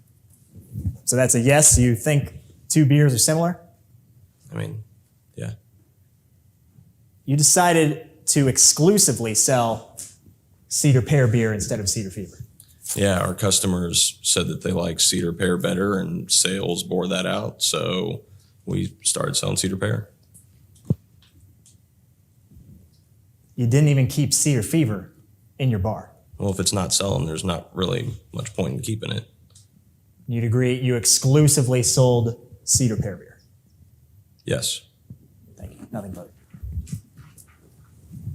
We have nothing further for this witness, Your Honor. Sit down. And we have no other witnesses. Then I believe we're done.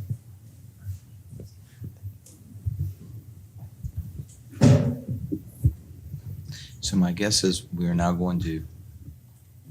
Your Honor, we do request just a brief closing argument before we retire. Oh. The jury retire. With emphasis on the word brief, you are more than welcome to go.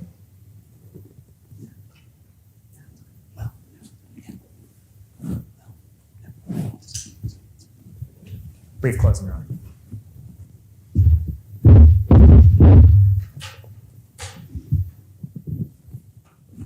Your Honor, counsel, members of the jury.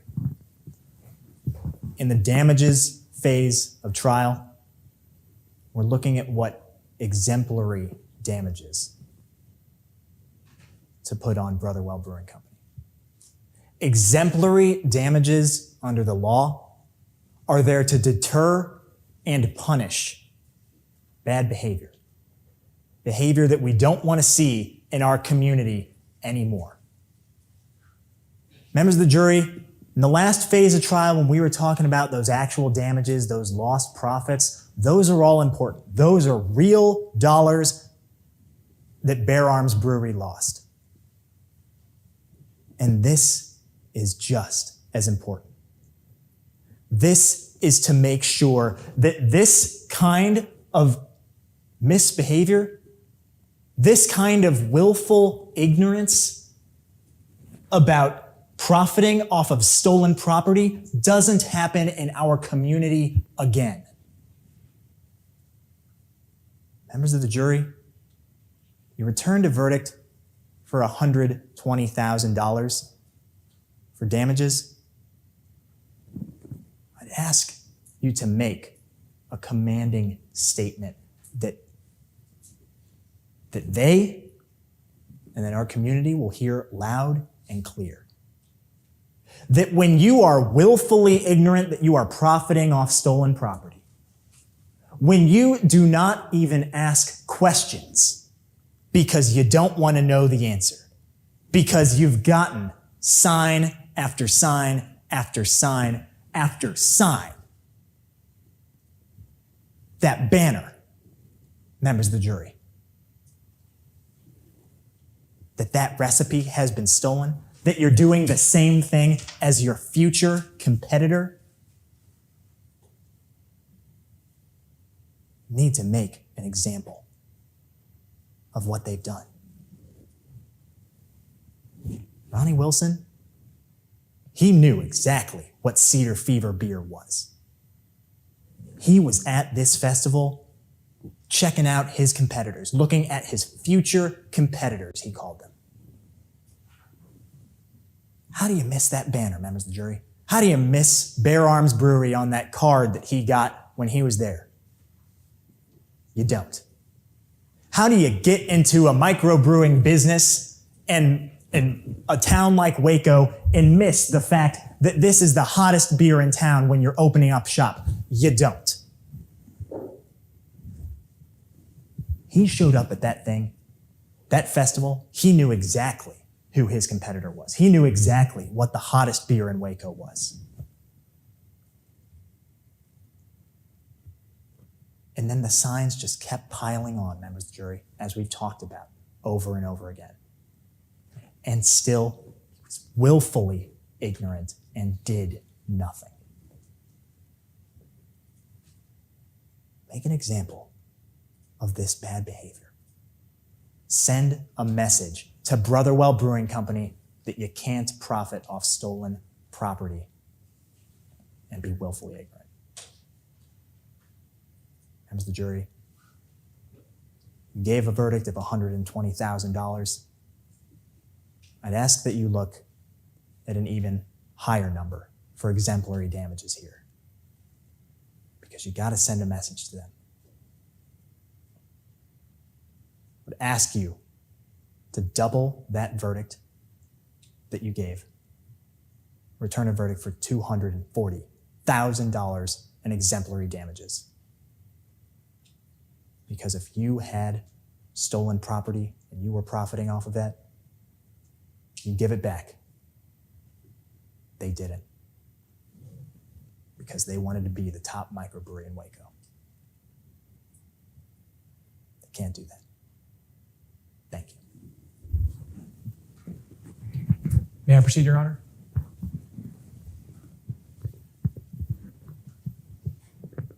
Members of the jury, first and foremost, I want to thank you for your time and attention on behalf of my client, Brotherwell Brewing. Obviously, you didn't come back with the verdict that we were hoping for, but we respect your time nonetheless. And now we're at the exemplary damages phase, and we have to decide how much exemplary damages to award.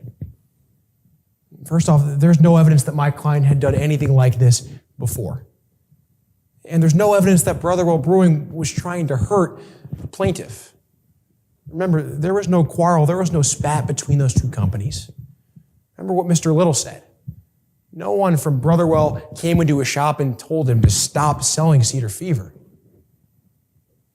And I want you to remember that Brotherwell is a small business. Last year, they only made $73,000. And most of that, they're going to be paying in economic damages. And they won't be selling Cedar Pear anymore, obviously. An award of exemplary damages that high would be crippling to this small business. Brotherwell has heard your verdict, members of the jury. They won't do this again, so we'd ask for an exemplary damages award of just $1. Thank you.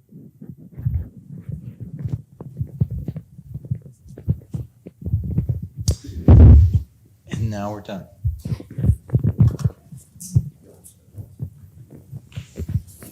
Fortunate enough to be confirmed. Just for the record, I have to say that in every event. And once I'm confirmed, if the lawyers that appear in front of me are do as well as both of you did, it'll be a great next 30 years for me. I thought you both were exceptional. I was a magistrate judge for almost 8 years in the 90s, and I would put you in probably the top 5 or 10% of the people I saw when I was on the bench then, and I think you will probably be in that same category now, pretty much the day you all start practicing law. So you ought to both be very proud. I'm only disappointed that I have to pick one of you two to win, because I thought both performances were exceptional. But I do have to do that. So I am very, very pleased to announce that the Top Gun winner is Mr. Pasquarello.